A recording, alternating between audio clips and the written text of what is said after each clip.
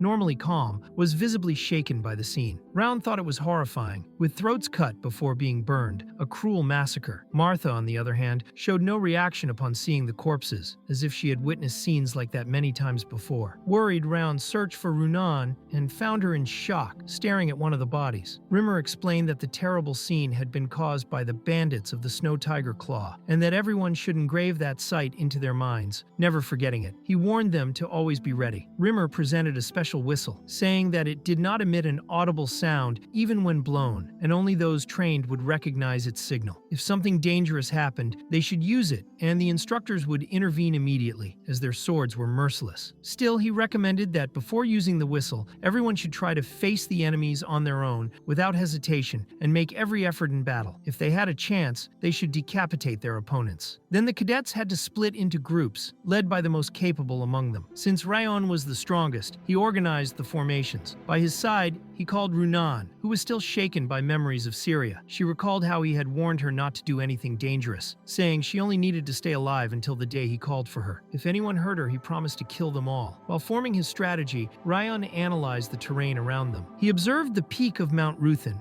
and concluded that the elevated location would allow a clear view of the region below. It would be easier to escape or hide if things turned bad. It looked like the perfect hideout, but precisely because of that, it was unlikely the bandits were there. It would be too obvious to choose the most visible spot, especially knowing they would be pursued. They had surely assumed their pursuers would suspect such a place. That meant the hill was their only option. Although it seemed completely visible from the outside, Rayon suspected there could be a hidden area inside. So he called Runan and suggested they check the hill, leaving the rest of the forest to the other teams. At that moment, Rayon noticed that Runan was unmotivated. The King of Essence remarked that it was obvious Rayon was worried about her and wondered why he didn't say anything. But Rayon felt he didn't know what to say. This was a family matter, something he didn't fully understand. He thought that since he didn't even comprehend her feelings toward her own mother, he couldn't offer advice about this. Still, he knew what Syria had done to Runan, and perhaps in the future, when he was stronger, he could fix that problem. Descending the hill, Rayon confirmed his suspicions. There was a hidden forest there, invisible from the outside. He noticed that human footprints had been carefully concealed, enough so that no one had detected them until now. But this kind of trick only worked on novices. For someone like him, who could detect subtle traces, it was useless. Becoming the best assassin wasn't just about killing targets. One had to master tracking tracking, scouting, and information gathering, fooling a pursuer like him was nearly impossible. Rayon warned Runan that he believed the snow tiger hideout was nearby. He asked her to stay alert and follow him in silence, breathing lightly and avoiding any noise. Along the way, they encountered some bear traps. He thought it was expected. Nothing special, just traps placed at the entrance, relying on the idea that no one would dare come this far. They clearly underestimated their pursuers. Soon they found the snow tiger bandits. Rayon saw a child, likely a hostage. The bandits guarding the hideout had strong bodies, but he sensed no aura coming from them. They were probably low-level warriors. However, there was a giant man lying near the hostage, someone who seemed skilled enough to live by the sword. The rest of the bandits were probably inside the hideout, resting. There was no way they would leave their only hostage at such a simple outpost unless they were confident. Raon considered using the whistle to call for reinforcements and then attack with the main force, but seeing the condition of the child, he realized the boy might freeze to death before help arrived. The bandits had not yet noticed their presence. The best option was to act quickly, save the hostage before it was too late, and silently eliminate the enemies. Runan was visibly nervous. Raon asked her to look at him, assuring her that they could save the boy. He explained that he would need her help. As soon as he gave the signal, she should block the sound. He would take care of the rest. Runan, though full of doubt, decided to try. Later, the bandits were yawning, bored, and complaining about the weather. Suddenly, Runan appeared before them. She used her aura to block all sound waves. The bandits realized they could not hear their own voices and wondered what an aura user was doing in that place. Rayon seized the opportunity. Before facing the giant, he would eliminate the first two enemies. With a simple and precise cut, he decapitated them both. But the sight of the blood triggered Runan's trauma, reminding her of death, and she froze in fear. Her barrier fell. Rayon realized it was the result of relived trauma. If they didn't act quickly, they would be discovered. When the third bandit charged at Runan, still in shock, Rayon knocked him to the ground. He threatened the man, saying if he shouted, he would be killed on the spot. Now he just needed to answer questions. With each refusal, Rayon would break a bone. Meanwhile, Runan was clearly shaken. Even so, she managed to raise a new mana barrier, trembling in fear. Thanks to her, they survived. Despite the panic, she did well. Rayon then asked the bandit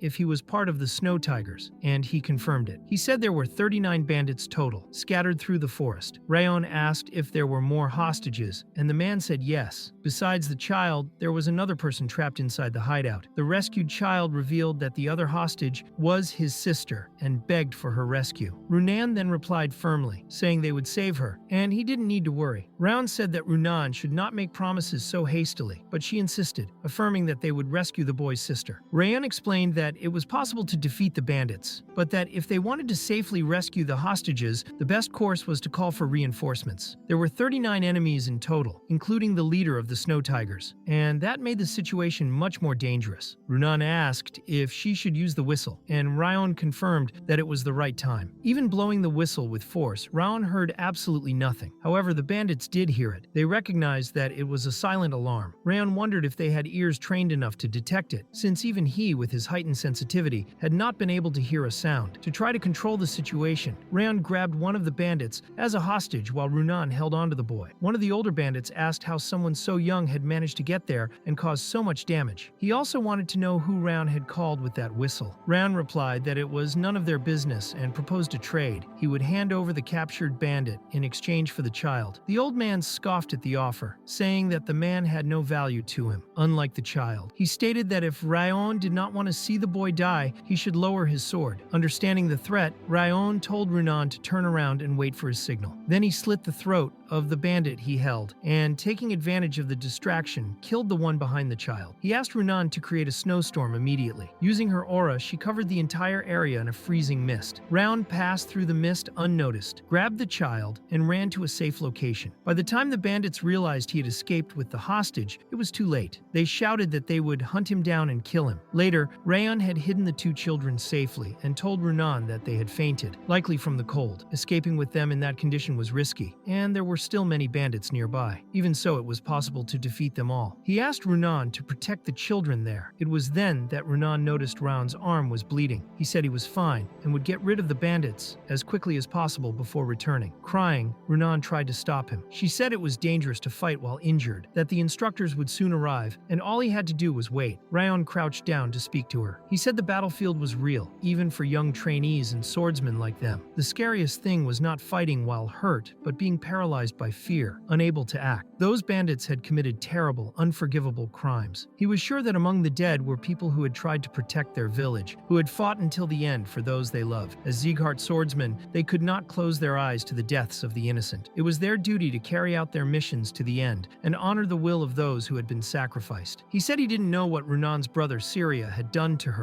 but he knew that the more fear she felt, the stronger his shadow would grow over her. If she let fear consume her, she would end up lost. Only she could protect herself. Only she could protect those she loved. Raon took something from his pocket and handed it to her, saying that from that moment on, the choice was hers. She didn't have to live in the shadows anymore. Runan felt that she wanted to change. She wanted to escape and no longer be trapped in the past. She wanted to protect what was important to her, to live in the light, to take a step toward hope. What Raon had given her was a small squirrel figurine. Meanwhile, Raon faced the bandits one by one. None of them could stop him. They didn't know how to react to the strength of someone so young. The old leader asked why no one could stop that child. When they tried to ambush him from behind, Raon still managed to dodge. But it was all just a distraction so the real leader could get closer. When he looked to where his strike should have landed, Raon was no longer there. He asked how long the leader planned to wait for an opening like a coward, then took the chance to decapitate the old man. The bandits were in shock. They said that child was a monster, that it was not normal for someone so young to be that strong. Raon warned them to surrender but was surprised by another attack. A man approached, saying the whole situation was ridiculous. He wanted to understand how they were all being defeated because of a mere child. This was the true leader. He said it was shameful and that Raon seemed like a noble, maybe from a good family, which made him even more valuable. He was worried that the gifts he had prepared wouldn't be enough, but figured the heavens were on his side. With a heavy blow, he struck Raon's sword and declared that he would take him as a hostage. Raon immediately recognized that this man was the real leader of the Snow Tigers. He had to be an aura user, perhaps even stronger than the others. Suddenly, a scream echoed from the entrance. Someone had arrived. It was Runan, trying to act on her own. Raon grew concerned, knowing she still wasn't ready to fight. He wanted to run to help her, but the bandit leader noticed his intention. He said that Raon's fight was with him and that he wouldn't let him escape. He was willing to delay Raon just to stop him from helping Runan. Meanwhile, one of the bandits commented about Runan, saying she was using a strange ability, but looked like she had never killed anyone. He told her to stop playing around and hand over the hostage, but Runan knew she had to protect those children, even if it meant killing whoever stood in her way. Luckily, it wasn't a strong enemy. All she had to do was face him. Even so, she hesitated. She remembered Syria's voice telling her not to do anything dangerous. His image returned to her mind, bringing back the same fear from the past. She couldn't shake off that shadow. She couldn't even lift her sword properly. She felt like she had never protected anyone, not even herself. Then Raon called her back to reality. He said she could do it, that it was okay, that she could walk toward the light with him. Runan felt she should thank him for that. Using her aura, she killed the bandit in front of her. She knew he had given her the courage she needed. She wanted to thank him for believing in her. On the other side, the Snow Tiger leader, enraged, shouted, asking if everyone was losing to children. He called his subordinates useless. Raon replied that they were not just children. He said that Runan had overcome her dark past on her own and had a heart kinder and stronger than anyone's. She was a swordswoman who had conquered her own fears. Then Raon activated the Thousand Flames technique. He used the first flame, Fall of Flowers, to attack. With that move, he cut the bandit leader's neck, ending the battle. Later, Raon checked the chests and remnants of the camp. He thought he should examine everything carefully, as there could still be traps. Inside one of the chests, he found a two-toned flower, a rare miraculous herb. That made him wonder if the bandits had massacred an entire village just for that. While he was thinking, a man approached and asked if everything was over. He saw the flower in Raon's hands and wanted to know if they had really killed all the Snow Tigers. Raon answered with another question, asking what if they had. The man commented that Raon was bold, seemed good at assessing situations, and had great self-confidence. That could only mean he was truly skilled. Raon asked if that man was part of the North-South Alliance. He confirmed and introduced himself as Rictor. The name reminded Raon of something. He had heard of a brilliant swordsman with that name. Rictor had joined the alliance wielding only a sword, and in less than 10 years became the leader of a large mountain bandit group. Compared to him, the Snow Tigers were nothing. Rictor was a true martial artist, someone with genuine abilities. Rictor then asked if Raon and Runan were from the Sieghart clan. He looked at their swords and said they didn't have anything engraved yet, meaning they were still cadets. He then asked if he should kill them. Raon thought that man was very direct about killing, but for someone who had lived his whole life as an assassin, that didn't scare him. Rictor wanted to know know if Raon could handle a fight, saying he didn't seem like an ordinary child. Raon noticed that Richter was fully confident he could kill him. And at that moment, Raon knew he wasn't in a condition to face him, but still didn't want to back down. He told him to draw his sword and come. Richter said that if he did, he would kill him. Raon replied firmly that it was common sense. The weak die before the strong. Richter found the answer impressive, especially coming from someone so young. He said that after hearing that, he actually had even less desire to fight. It would be a shame to kill someone like Raon, but he remembered that a martial artist does not choose where to die. He asked if Raon really was just a child, or if he had a collection of famous quotes at home. Then he said there was another reason he wouldn't kill him at that moment. The vicious wind had been watching them for a while. He commented that it would have been fun if Raon were part of the North-South Alliance, and asked his name. When Raon answered, Richter said he would remember that name and wait for the day it would be known beyond Mount Terok. After Richter left, Raon told Runan it was time to go. Before they departed, Runan asked if she had done well. Raon looked at her for a moment and replied of course that she was the best. That was the end of their first mission, short but at the same time long. When they returned with the head of the Snow Tiger's leader, Burin and Martha were quite upset at being surpassed by him again.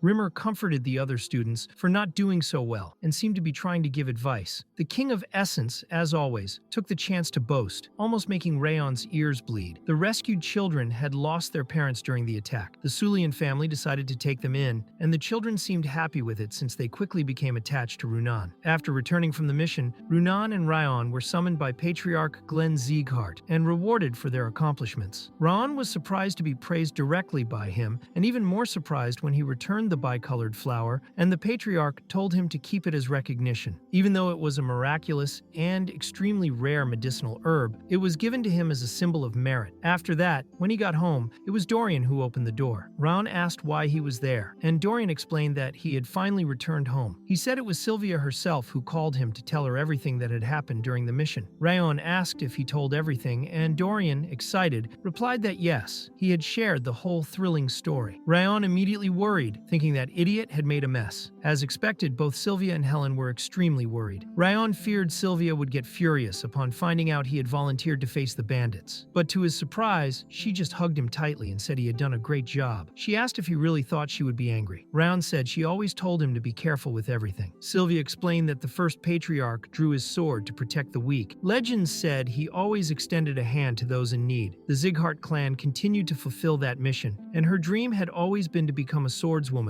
with that same purpose. That was why she had no reason to scold him for saving the hostages. In fact, she was extremely proud. Helen also said that both of them were moved and full of pride when they heard the story. Sylvia said her son had grown and become such a good man. Rayon, confused by that reaction, thought he really couldn't understand his mother. Emotions were complicated things. Looking back, he saw that Dorian had already disappeared. The King of Essence commented that he had taken too long and that Coward had already run away a while ago. Still, Rayon thought that night wasn't so bad. Meanwhile, Runan held the gift she had received from Raon while lying in bed. She thought about the words he had said, that she no longer needed to hide in the shadows. She promised herself that next time she saw him, she would find a way to thank him, no matter how. At that moment, Rimmer, enjoying his break, remembered the conversation he had witnessed between Richter and Raon. He was feeling proud of that boy. It had been a long time since he saw in someone the same spark he once saw in the Patriarch. He thought the seed of a new king had begun to sprout. Meanwhile, in the main residence of the Robert family, Darius was in his office writing when he noticed a drop of blood fall onto the paper. He realized the wound still hadn't healed. 17 years had passed since the day he killed the real Rayon. Since then, he had tried all kinds of treatments. Miraculous medicine, priests, renowned doctors. Nothing helped. The wound neither worsened nor improved. It remained exactly the same as that day, as if something wanted to force him to remember that moment. Darius wondered if it was some kind of spirit trying to keep that memory alive. He said it was a pity, but the past couldn't be changed, and now there was little time left until his great goal would be achieved. At the same time, Raon was receiving system messages. The curse of intense cold had weakened. He had reached the 3-star level of intense cold aura. His senses had risen to the legendary level. He had also gained 3-star resistance to fire, and was now officially a sword specialist. His speed, aura control, and all his stats had improved considerably. His sword proficiency and movement techniques had also evolved. Rayon thought he had finally reached the realm of a specialist, even if still at the beginner stage. He remembered how hard he had worked to get there. The King of Essence, however, mocked him, saying it was ridiculous. To him, a swordmaster was nothing more than an insect. He asked if Rayon was really proud of being just a specialist. Rayon replied that it was rare for someone at 15 to reach that level. Even searching across across the entire continent. It would be hard to find someone like him. The King of Essence said only idiots cared about age on the battlefield. There, age meant nothing. Weak is weak, strong is strong. Rayon agreed, saying no one would go easy on him just for being younger. The King of Essence said that in his current state, Rayon couldn't even scratch his pinky. Rayon admitted that was true, but still he smiled, because unlike in his past life, now he was much stronger. The King of Essence had just admitted that he had grown. When the demon said he would never praise a human, Rayon replied that he had heard his voice tremble, so he knew he had struck a nerve. He said he had spent too much time with his own rage not to recognize it. The King of Essence replied that humans couldn't understand him, that he was a demon, deserving of something greater than death. Calmly, Rayon said that kind of anger was nothing. The demon laughed upon hearing that, and said those words reminded him of the good old days. Back in the demon realm, there were demons who dared to challenge him. Rayon was trying to end the conversation before someone started rambling. Later, during training, Rimmer told everyone to stop, saying time was up, but Burn complained that the instructor had arrived 20 minutes late and asked if they shouldn't extend the training a bit. Rimmer said they would make up for it the next day, which was enough to end the discussion. Then he left. Round said it was fine, they could stop there. The responsible ones would begin cleaning. While picking up cleaning supplies, Dorian ran into Martha, which almost gave him a heart attack. Martha asked if cleaning with her was really that terrible. Nervously, Dorian said of course not, it was an honor. She commented that she was already busy with training and now had to clean too, questioning why some people were still slacking off. Annoyed, she told everyone to get out of the way. Round noticed that her behavior only changed around him. Rimmer commented that Martha was unpredictable and seemed to act differently only near Rayon. He added that he thought the instructor had run off, but Rimmer explained he had just returned to pick up something he forgot. He also said he had one more important thing to announce. There was a new mission for the group. An absolute silence fell over the area. Rimmer apologized for forgetting to mention it earlier, which left everyone confused. How could he forget something so important? Rayon thought that 6 months had already passed since the first mission. The second had taken much longer than expected, perhaps because the Ziegharts had fewer responsibilities at the moment. Rimmer explained that orcs had been invading the southern part of the territory. Their mission would be to eliminate the orcs threatening the villagers and protect the village. In other words, they had to defend the people and fight monsters. Everyone got excited with the news. They would finally go on an offensive against orcs, exactly the kind of mission they had been hoping for. But Rimmer cut off the excitement by saying that this time the instructors wouldn't go with them. Only the trainees would go to the village and would have to work together to complete the mission. Burn asked what they should do if they encountered something too dangerous to handle. Rimmer said in that case, they should retreat. The ability of a leader lies precisely in knowing when to advance or retreat. Knowing how to make the best decision to protect the group is what truly matters. Dorian asked if retreating from a mission wouldn't be shameful. Rimmer replied that, in general, yes, but it all depends on the situation. If they encountered 5 demons and managed to escape alive, that would be seen as admirable. Dorian was then happy because now he had a good excuse to run away. Rimmer said they would depart at dawn, the day after tomorrow. The trainees were surprised. Only 2 days? Another commented that it was already getting dark, so in practice, they only had 1 day. Rimmer explained that monster missions required much more preparation than patrol or dungeon exploration. If they weren't well prepared, they could end up causing harm to the village itself. Byrne complained that it wasn't enough time to prepare. If they had known earlier, they could have planned better. But Rayon calmed the group down, reminding them that the instructor always said you never know when a mission will be assigned. The situation called for calm and focus. The more time they spent complaining, the less time they had to organize. Everyone started moving. Rimmer emphasized that orcs were much stronger and more aggressive than any enemy they had faced before. They were big,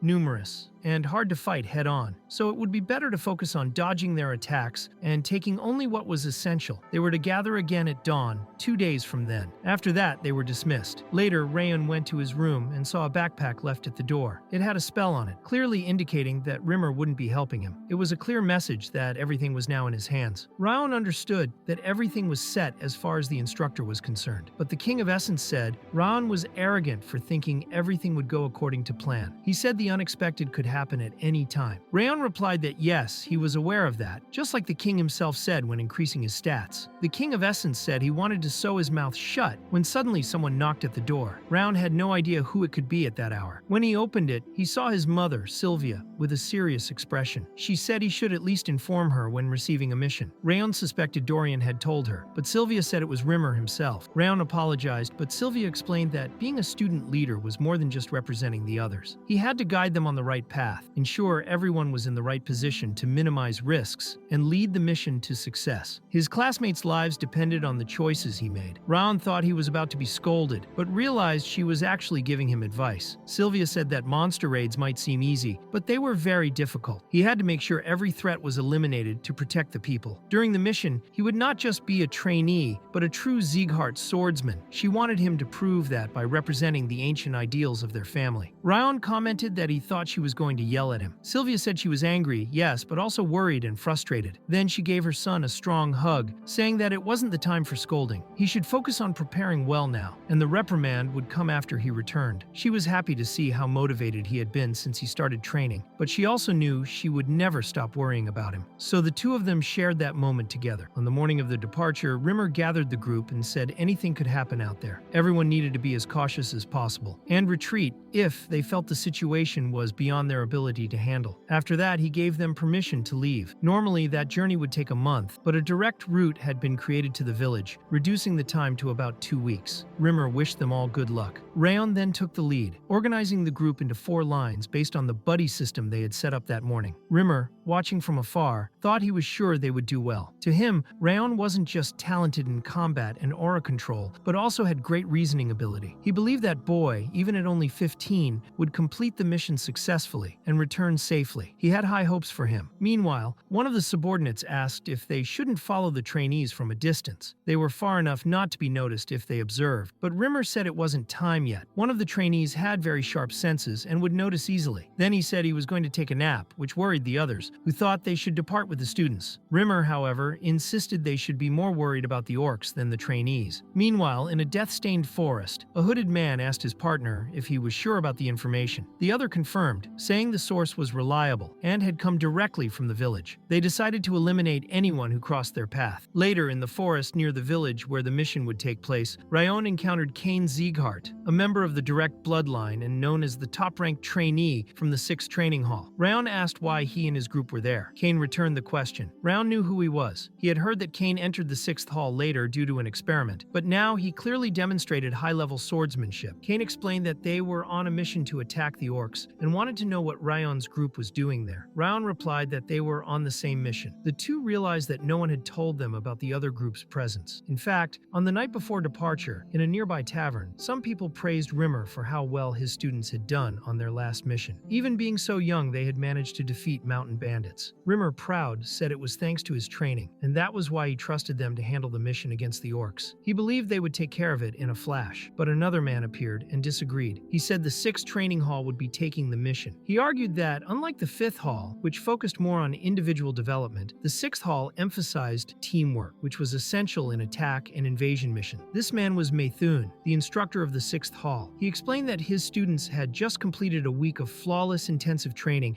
and were better prepared for the mission. Rimmer then asked if Methune was frustrated that the 5th hall students were receiving more recognition. Instead of arguing further, he suggested they send both groups. After all, the faster they eliminated the orcs, the better. If both groups competed, they would finish the mission faster and more efficiently. Methune agreed that it was a good idea and said he would ask the Patriarch for permission. The two instructors were excited to see what would happen. In the present, Buren, after hearing everything, commented that it was probably a communication issue, unaware that both instructors had planned the coincidence on purpose. He insisted the 5th hall could handle the mission alone, but Kane replied that he couldn't ignore the arrogance in Buren's tone, asking if he had become that full of himself since joining the 5th hall. He emphasized that the 6th hall was more experienced in teamwork, unlike Rayon's group, which would struggle with that. The mission would be exhausting for them. Buren, however, said he knew Kane's level well, but that didn't give him the right to belittle his group. Rayon, on his part, thought Rimmer had known from the start that both groups would be there that day, but just didn't say anything in advance. Rimmer believed experience was extremely important. He knew that mission wouldn't be a game. However, in an attack and invasion mission against monsters, teamwork and tactics were the true key, and that was precisely the 5th training hall's weakness. If Rimmer's goal in putting both groups together was to make them compete, then it was an effective way to force them to learn how to communicate and organize better. Round thought that made a lot of sense, even though he still considered that elf to be a real headache. Still, he admitted it was a good idea, and a great opportunity for the others to learn too. Besides that, he still clearly remembered his mother's words. He had to prove he was a strong and true swordsman. That kept echoing in his mind. So Rayon told everyone to calm down, saying they were only wasting time and losing focus by arguing there. He said he knew they wouldn't reach any conclusion at that moment, so he suggested a bet. Burin didn't understand what he meant by that, since no one knew exactly what kind of situation they would be facing. But Ryan explained that neither the 5th nor the 6th Hall would back out of the mission. Since it was an attack mission, it was likely to involve a large number of orcs, maybe even a high orc, so he proposed a bet to decide who would act as the commander for the mission. The winning group would be the one that defeated the orc leader first. This would cause chaos among the monsters, allowing them to complete the mission accordingly. If the leading group faced difficulties, the leadership would pass to the other group. Ryan asked if the plan was viable, and Kane agreed with the proposal. Ryan then declared he would start with that mountain, and the groups grew excited and set off with enthusiasm. Martha, smiling, thought the rules were simple: completely defeat the enemy group or capture their flag. It was much better than endless arguments. When Rayon suggested starting the planning, Martha interrupted, saying losers didn't need a plan. Without waiting for anything else, she charged ahead alone like a beast. Meanwhile, Rayon was using his legendary senses. Because of his heightened sensitivity, he didn't need to see what was happening. He could sense the situation around him using his other senses. He knew the group had already started fighting. Runan asked if it was okay to let them fight like that without a plan. Rayon replied yes, since they were so confident and wouldn't listen to instructions anyway. When she asked if it was possible to beat the other group, he said no. He was sure they would lose, and in a very pathetic way. As expected, Martha couldn't land her strikes. She thought the enemies were weak, but their defense was solid. One of the swordsmen from the 6th training hall told her not to underestimate them, because they weren't the center of the universe. In the end, the group from the 5th hall returned completely beaten. Raon observed and sarcastically asked if it had been as easy as they imagined. The losers this time were them.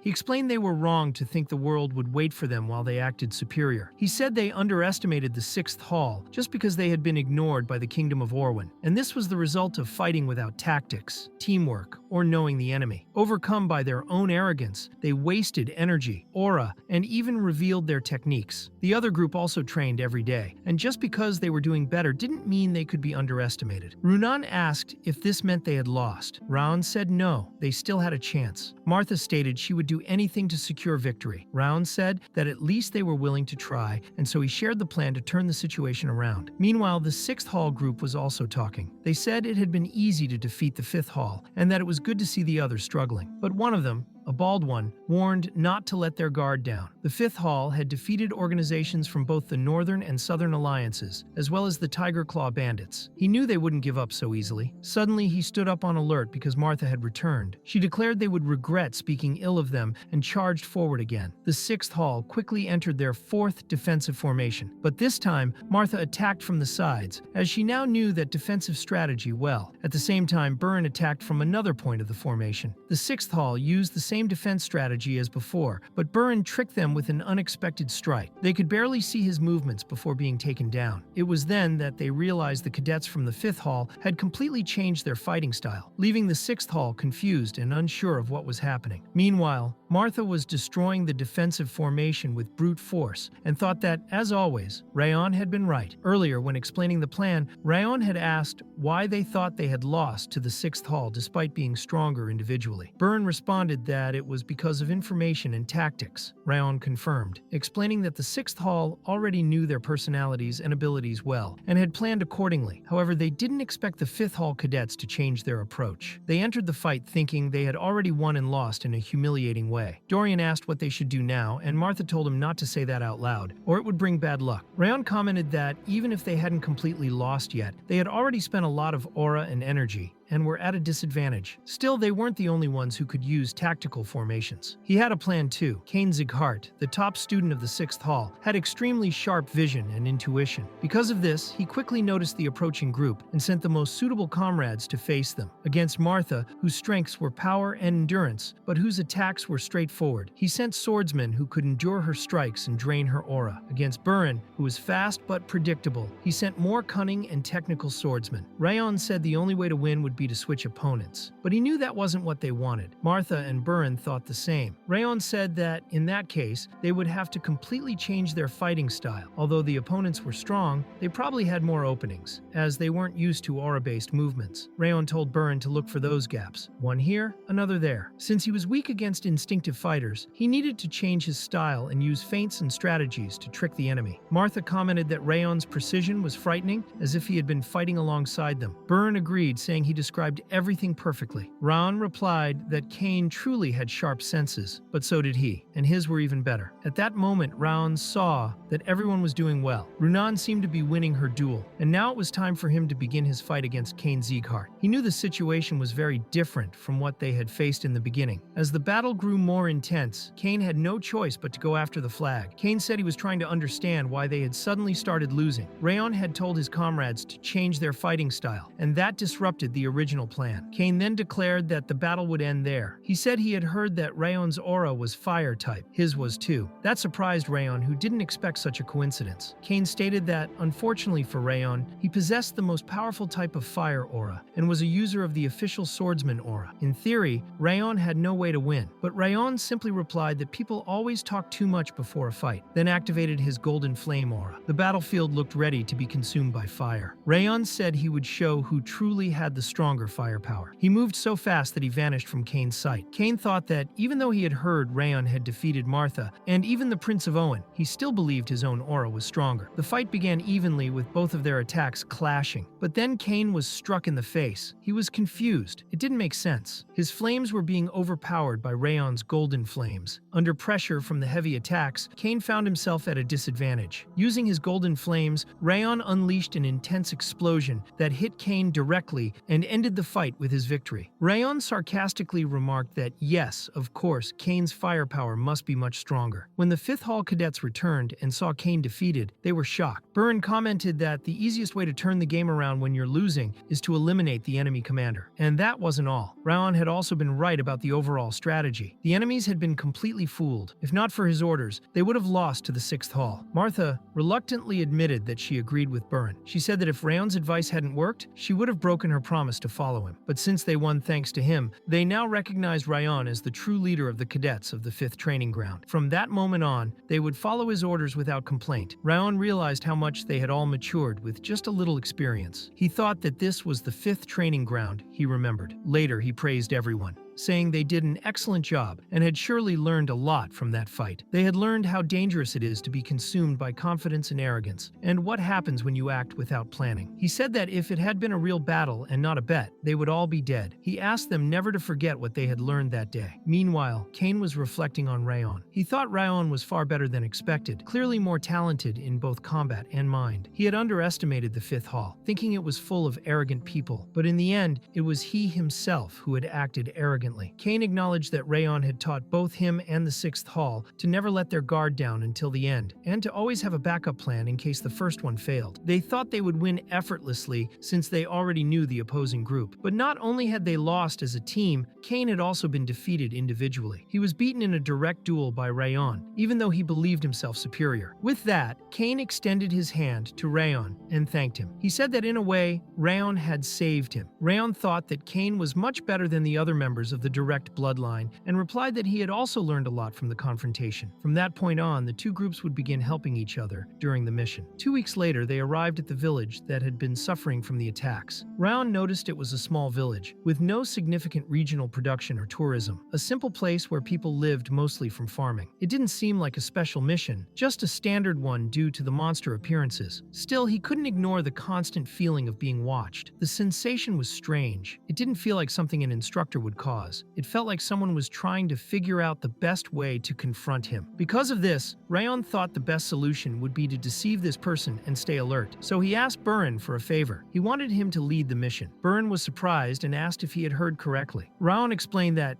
in the first mission, only he and Runan had faced the Ice Claw Tigers. Now it was the others' turn to show what they had learned. He said that when he claimed in the past that Burn would catch up to him, it was because he truly believed it. Burn responded that he would accept the challenge and show how much he had changed. From that moment on, he would lead the mission. Raon told everyone to listen. From now on, they would follow Burn's orders. He also commented that he would explain the reason to Martha later. But Martha said she didn't need an explanation. She would accept Burn's orders and do whatever was necessary. Raon then spoke with the King of Essence, saying that someone was watching the group. The king confirmed that he had also sensed the presence. He said Raon's senses had become sharper after absorbing others' traits. Raon asked if he knew where the person was, but the King of Essence refused to answer, saying he hoped Raon would suffer. Raon then concluded that it was just just one person. He thanked the king for letting that information slip when he got annoyed. Even so, Rayon knew he couldn't rely only on that. It might just be a lone observer, but there could also be a group hiding somewhere. He couldn't let his guard down and had a feeling that this mission would be anything but easy. In fact, the group of hooded figures watching them was already in a nearby forest. One of the messengers said something to the leader of the group, who asked if the person in question was one of the 6 emperors. The messenger said no, but even so, the boy didn't seem ordinary. He commented that they were just cadets, and since no instructor was nearby, it was probably only their second mission. He also claimed that he hadn't been discovered. He was sure no one had noticed his presence. Another member of the group said it was impossible for mere cadets to see through their stealth techniques. But the messenger insisted, saying that since the cadets had eliminated the orcs, he didn't understand why those students had been sent. The other replied that the villagers were probably alarmed by the situation and requested help, maybe exaggerating the threat. They said monster numbers had increased, but the real reason for the mission was probably to find the mana stone. The messenger said they had searched for it and found nothing, so it must be hidden inside the village. They questioned whether they should attack immediately, but the leader said not yet. It would be relatively easy to kill the cadets, but if they discovered the mana stone, it would be a major loss. They decided to wait a bit longer. They would let the students defeat some monsters and think they had completed the mission before making their move.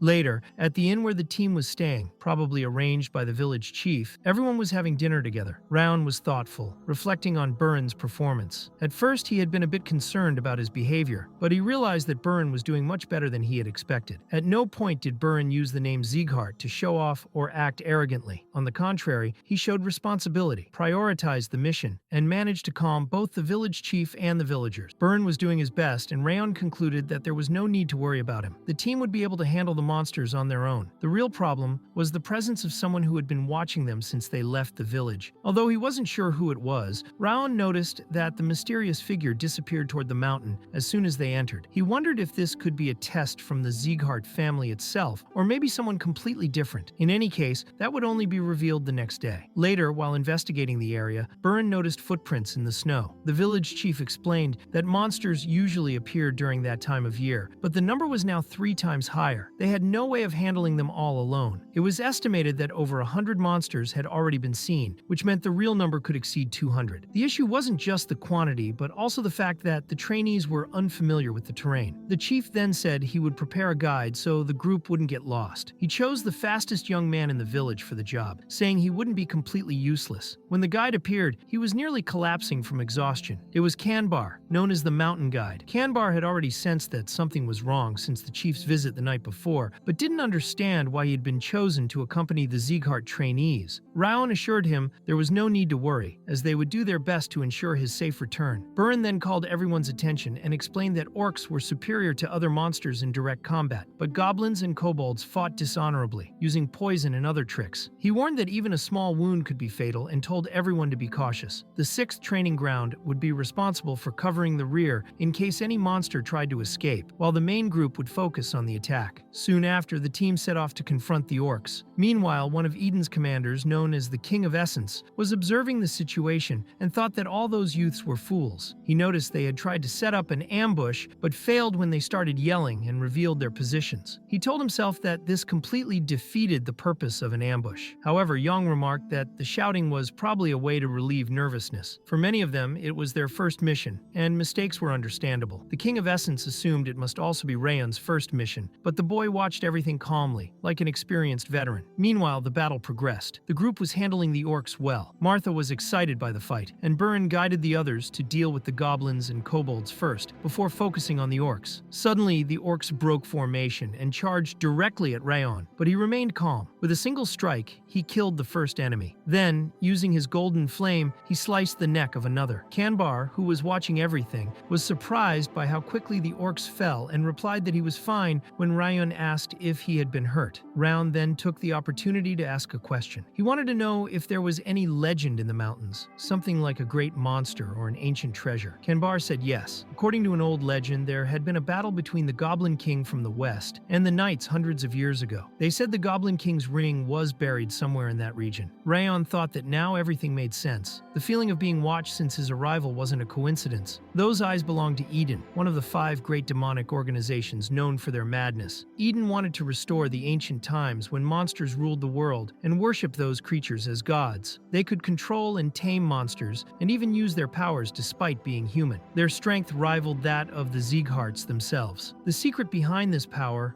was unknown even to the noble houses of the continent. However, Raon knew the truth thanks to Darius Robert. It was during a mission given by him that his squad encountered Eden. All members of the Shadow Unit were killed, leaving only Raon to survive the hell. At the time, he hadn't understood what was happening, but now he realized how strange that had been. Darius had known from the start that Eden used mana stones, but still never revealed this to the world. The King of Essence silently watched Raon, trying to understand what he was thinking. He sensed a deep and unwavering hatred coming from him. Raon, however, tried to stay focused. He knew that Darius stirred his emotions and that he needed to stay in control. Instead of being consumed by those feelings, he turned his thoughts back to Eden, which was the most important thing at that moment. He concluded that their goal was to find the Goblin King's mana stone. It had been hundreds of years since the Goblin King fell in that place, and Raon was sure that a mana stone of immense power was buried in the mountain. That was why he believed Eden would let the team think they had completed the mission, only to begin digging for the stone once they departed. Meanwhile, Burn went after an orc that seemed to be the leader, but Martha defeated it first, claiming that prey for herself. Burn protested, thinking it was unfair, and informed the group that the leader was dead, so now they just had to finish off the rest. Elsewhere,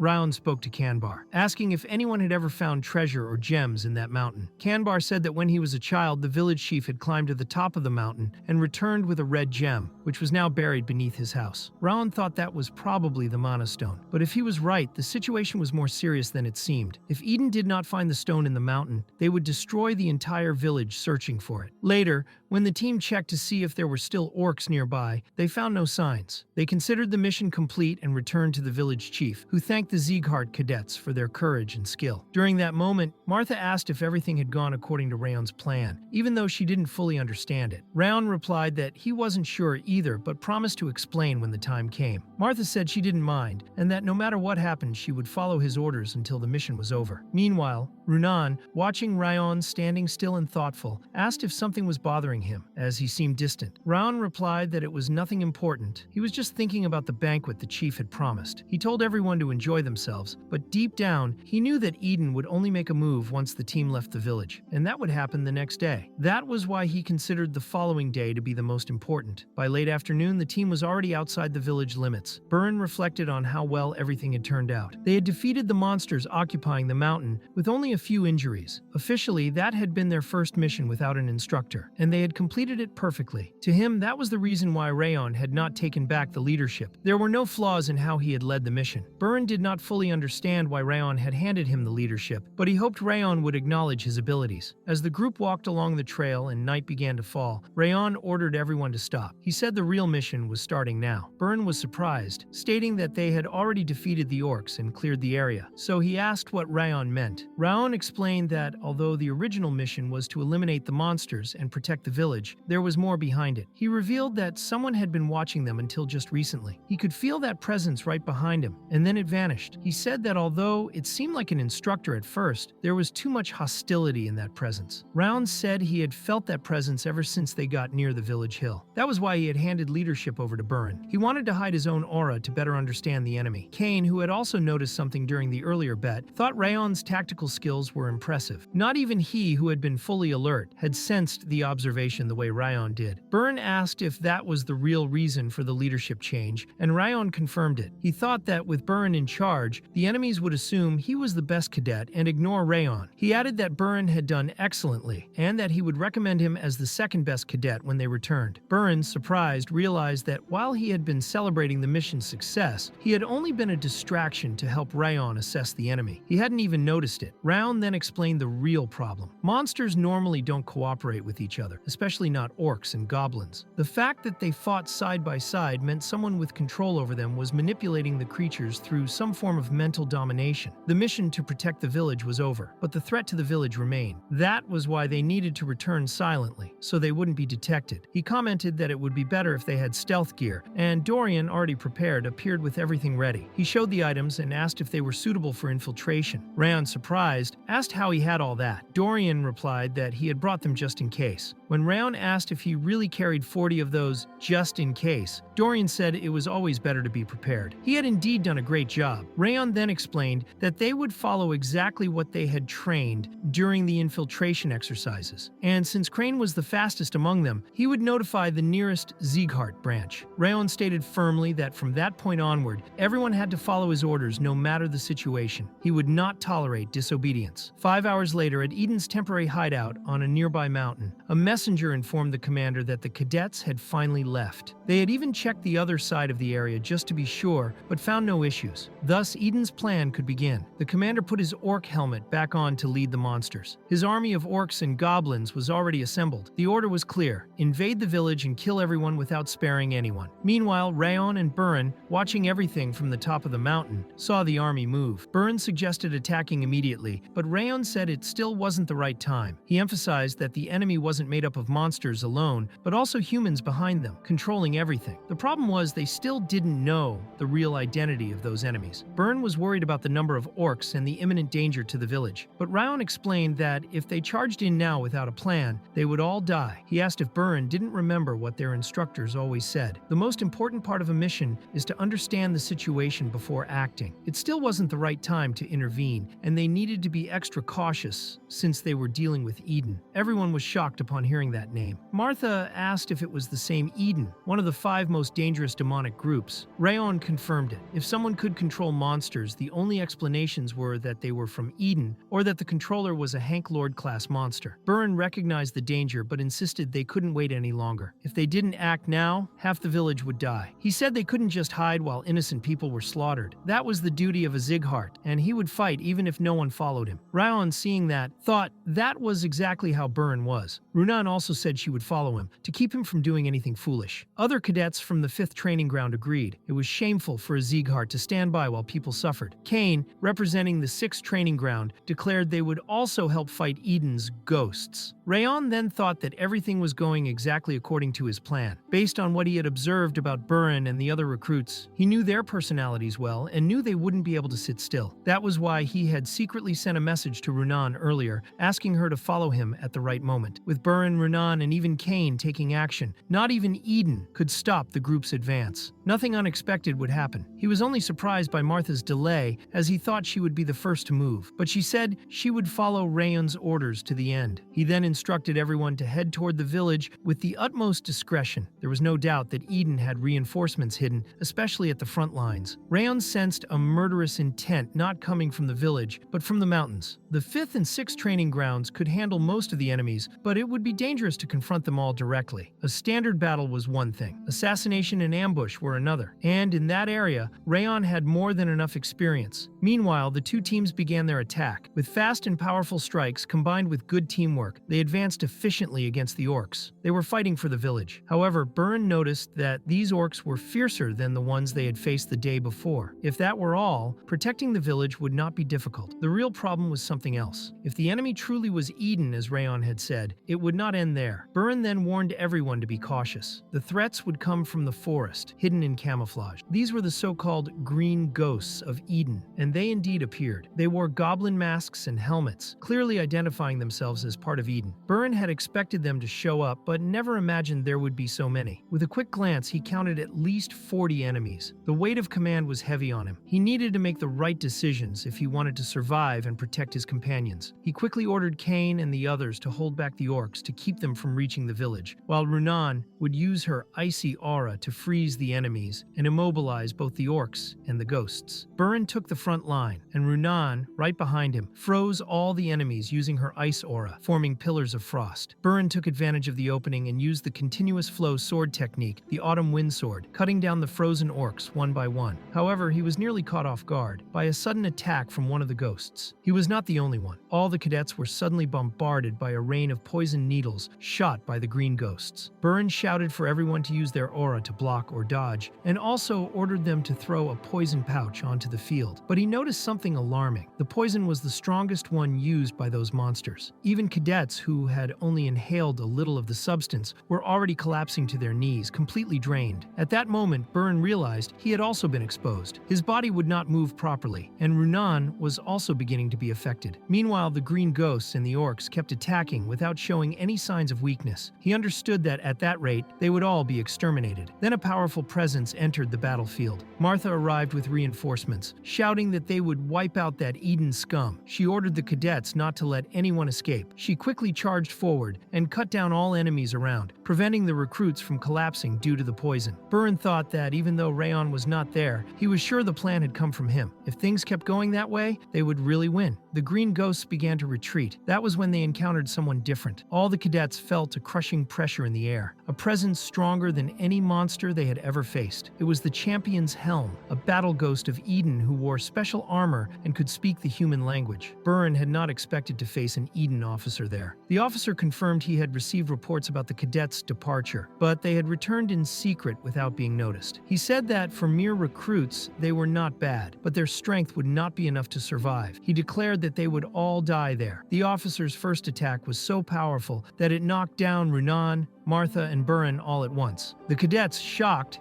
asked where Kane was, and one of them answered that he was at the barricade fighting the orcs. Raon was also not present to face that enemy. The officer was surprised to see that Martha was still standing. He said she was better than the other trash, at least able to sense his presence. Still, he called her a weakling who would be crushed. He declared that everyone there would die, calling them powerless insects without discipline. That was when Raon appeared, saying that the one who would die was the officer. He used the Thousand Flames technique with the cyclical rotation of the first flame, and with a single flaming strike severed the enemy's arm. The officer was impressed. He said it was a well-done ambush, though he hadn't expected Raon to get so close so fast, avoiding a fatal hit. Raon replied that the officer was a lunatic willing to sacrifice his own arm just to avoid death. The officer admitted that even though it had been a surprise attack, that strike took skill. He acknowledged that Raon was a promising Sieghart, but noted that Raon had used most of his energy in that blow. Raon realized it too. He had gambled everything on that single attack and now could barely hold his sword. He asked if the officer was the commander of the group, and the officer answered sarcastically, saying that his superiors would never come to such an insignificant village. Even with the gentle appearance of a child, Rayon had a sharp tongue. The officer mocked him, saying he wanted to see how long he would last with that mouth. Raon knew he hadn't fully recovered, but he had to fight for his life. Their swords clashed with such force that the ground cracked. The officer was surprised to see Rayon holding on. He said Rayon was better than expected. Rayon replied that if he couldn't handle that much,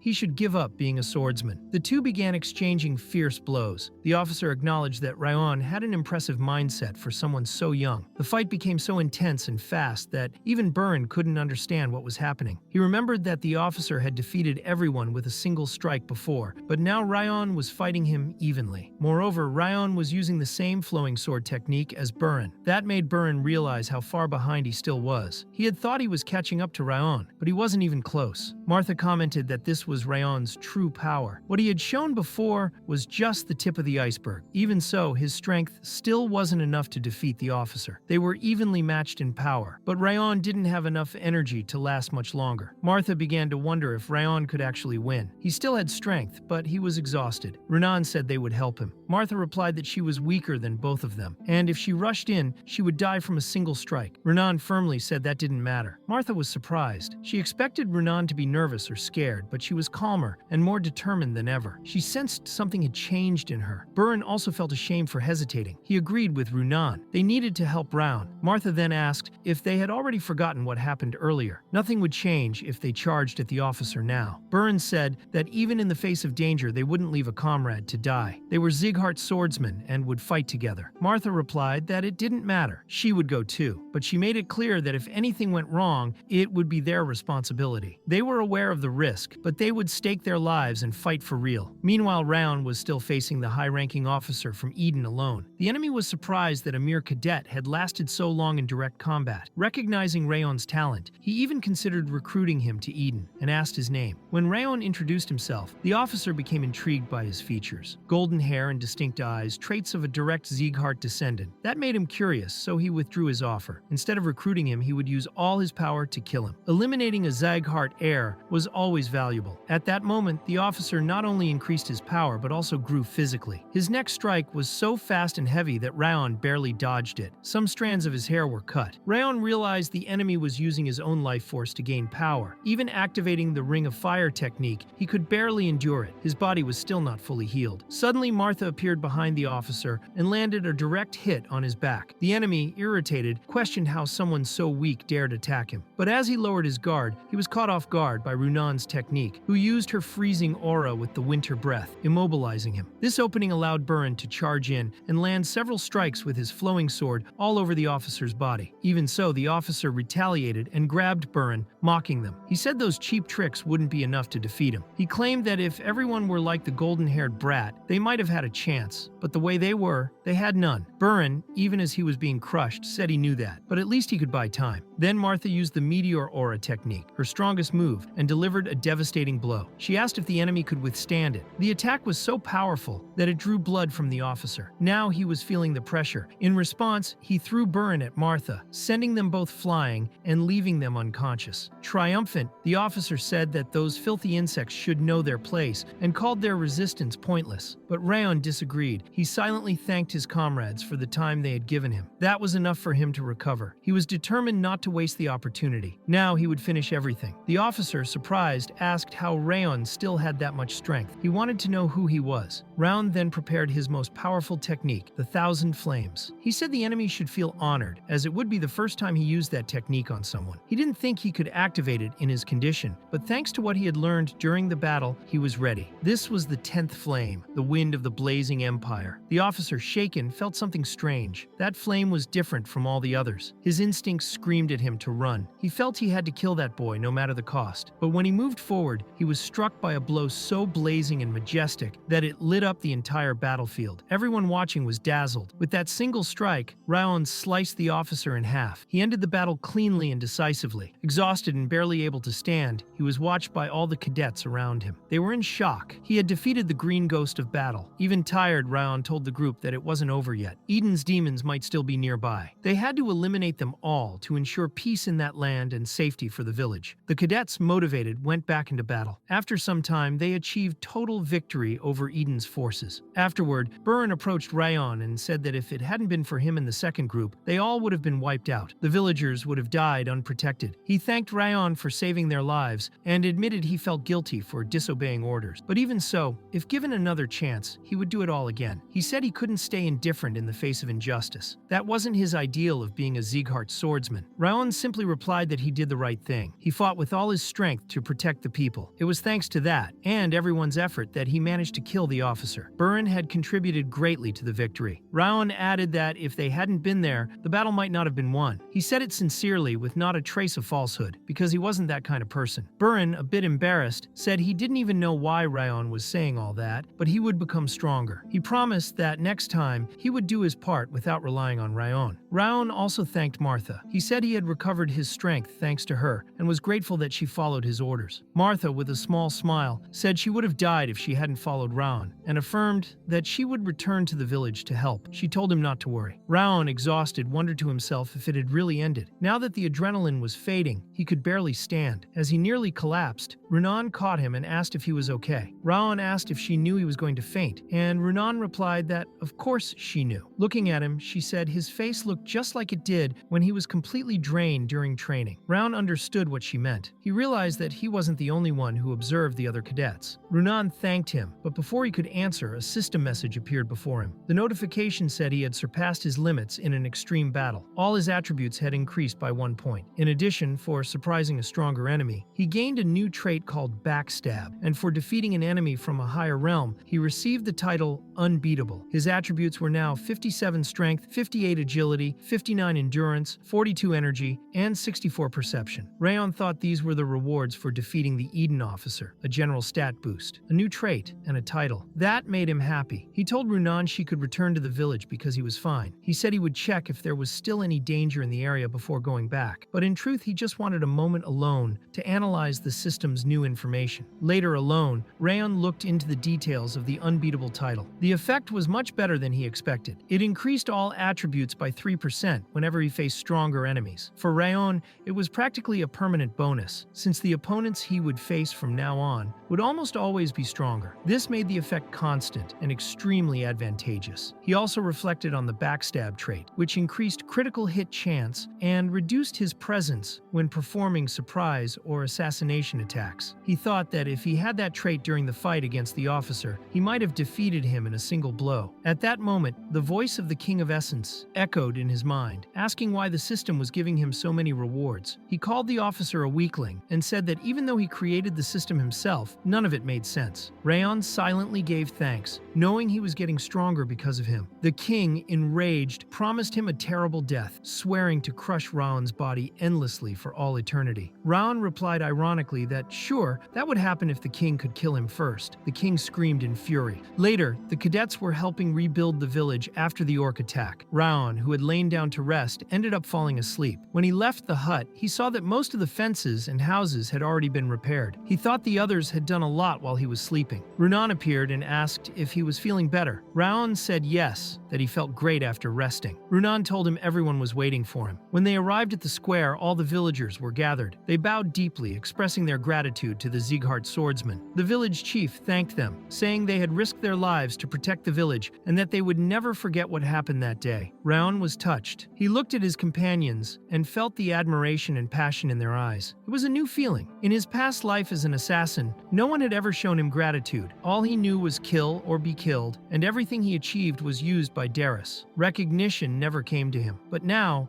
it was different. For the first time, he had been recognized. He thought he had never been seen that way before. And in that moment, something changed. Raon wanted more. He wanted to be admired. He wanted to live as a warrior, not as an assassin. He wanted to witness countless moments like that, and he would fight to make it happen many more times in the future. The cadets decided to spend the night in the village. Now that everyone was safe and happy, Raon took the opportunity to speak privately with the village chief. He asked if the chief knew who was behind the control of the orcs. The chief said yes, since Burn had told him. He said it was one of the 5 demons of Eden. He also said he didn't understand why such a simple village had been targeted. Rayon commented that during the battle, he had heard something important from Kanbar. He said that a long time ago, the chief had brought a red gem from the mountain. The chief confirmed it. When he was young, he found the stone in the mountains and brought it to the village. He asked if that could be the reason for the attack. Raon replied that yes, Eden was after the gem. The chief, shocked, asked if it was all his fault, if he had brought destruction to the village. Raon said that this time they had driven Eden away. But as long as the gem remained there, the attacks would return. The chief explained that ever since they buried the gem, the village had prospered. The land became more fertile, the weather milder. The people came to worship the stone as a blessing or a protective god. But now they knew it was actually a powerful mana stone, and it had drawn Eden's attention. Raon asked the village chief what they could do about the stone. The chief asked if it wouldn't be better to get rid of it, but Raon said no. He would take the stone himself. Eden believed that the artifact was a treasure capable of bringing the dead back to life. Even if they buried or hid it, Eden would find it again. That's why Raon said he would take it safely to Sieghart territory. The village chief grew worried. He said that if Raon did that, the Siegharts would become Eden's next target. He didn't want that burden to fall on the village's savior. But Raon answered firmly that it was fine. That was exactly the path of the Siegharts. They were born and lived to protect. The village chief, moved, commented that it felt like the Siegharts were once again giving the village a new chance. He said he would never be able to repay that. Raon, curious, asked what he meant by once again. The chief then explained that decades ago when he was young, the patriarch of the Siegharts himself, Glenn Sieghart, had saved the village from a monster attack. He remembered that day clearly. The patriarch had rescued them effortlessly, looked at them with a gentle smile, and left without saying a word. Raon was confused. He thought that man could never smile or be kind. He wondered if they were really talking about the same person. The village chief said maybe he had said too much, but he would guide Raon to the place where the stone was kept. He carefully dug into the ground until he unearthed the artifact. Little did he know that what they believed to be a blessing was actually the source of destruction. Raon noticed the stone was wrapped in cloth and asked why. The chief said it was to cover the intense red glow of the gem. Raon finally saw the mana stone of the Goblin King. If that artifact fell into Eden's hands, a new monster of equal power could be created. But at that moment, a deep voice echoed. A towering man, his body covered in scars, appeared, saying that he finally understood. He He explained it was because the cloth had hidden the stone's energy, that he had never managed to find it in the mountains, despite searching endlessly. Rayon had barely noticed the man's approach. Surprised, he asked who he was. The man responded sarcastically, asking who Rayon thought he was as he summoned his orc helmet. Rayon understood. He was the bloodthirsty demon of Eden. The man was impressed that Rayon, just a recruit, recognized the helmet. The bloodthirsty demon asked if it was that boy who had killed the green ghost of battle. Rayon confirmed and said that the officer had mentioned the veteran wouldn't come. The demon said he had handed the mission over to the officer, but since he was dead, now he had to come himself. He blamed Rayon for everything. Just being near that man made Rayon barely able to move. He realized it was impossible to defeat him. Even if all the recruits fought together, they wouldn't win. The King of Essence spoke to him in that moment, saying that Rayon had no chance against this enemy. There were only two choices left: die trying or give control of his body to the King of Essence. Meanwhile, on the other side of the village, Burin asked what Martha was doing there. She replied that she heard he was fixing the barricades and came to see if he was doing it right. She said he seemed to have more talent for carpentry than for swordsmanship. Burin told her to shut up and leave if she was done checking, but Martha retorted that she only took orders from one person, and it wasn't him. Suddenly, Runan returned with some fruit. She said she had been picking them, and got those especially for Rayon because they were fresh. Burin found it odd, since the villagers had already given them plenty of fruit, but Runan insisted those were for Rayon. Martha, smiling, teased that she was pretty loyal, almost like a couple from a distance. Embarrassed, Runan quickly walked away. At that moment, they all heard a loud explosion. Runan immediately knew Rayon was in danger and ran toward the sound. Martha realized the explosion had come from the village chief's house. Burin shouted Rayon's name, and then another, even stronger explosion rocked the area. They saw Rayon, severely injured, flying with the village chief in his arms after taking a brutal hit. Even wounded, Rayon threw the chief toward Burin, asking him to get the man to safety. He ordered everyone to evacuate the village immediately. Everyone and everything, no exceptions. Martha asked what he was talking about. Then they all felt the tremor. A monstrous aura spread through the area, overwhelming. It was so heavy they could barely move in its presence. The bloodthirsty demon looked over the village and commented that there were still more lovely children around. Everyone realized he was another officer from Eden. He mocked the young swordsmen, saying they were pathetic, even as Sieghart cadets, and asked if they couldn't even handle that kind of pressure. In response,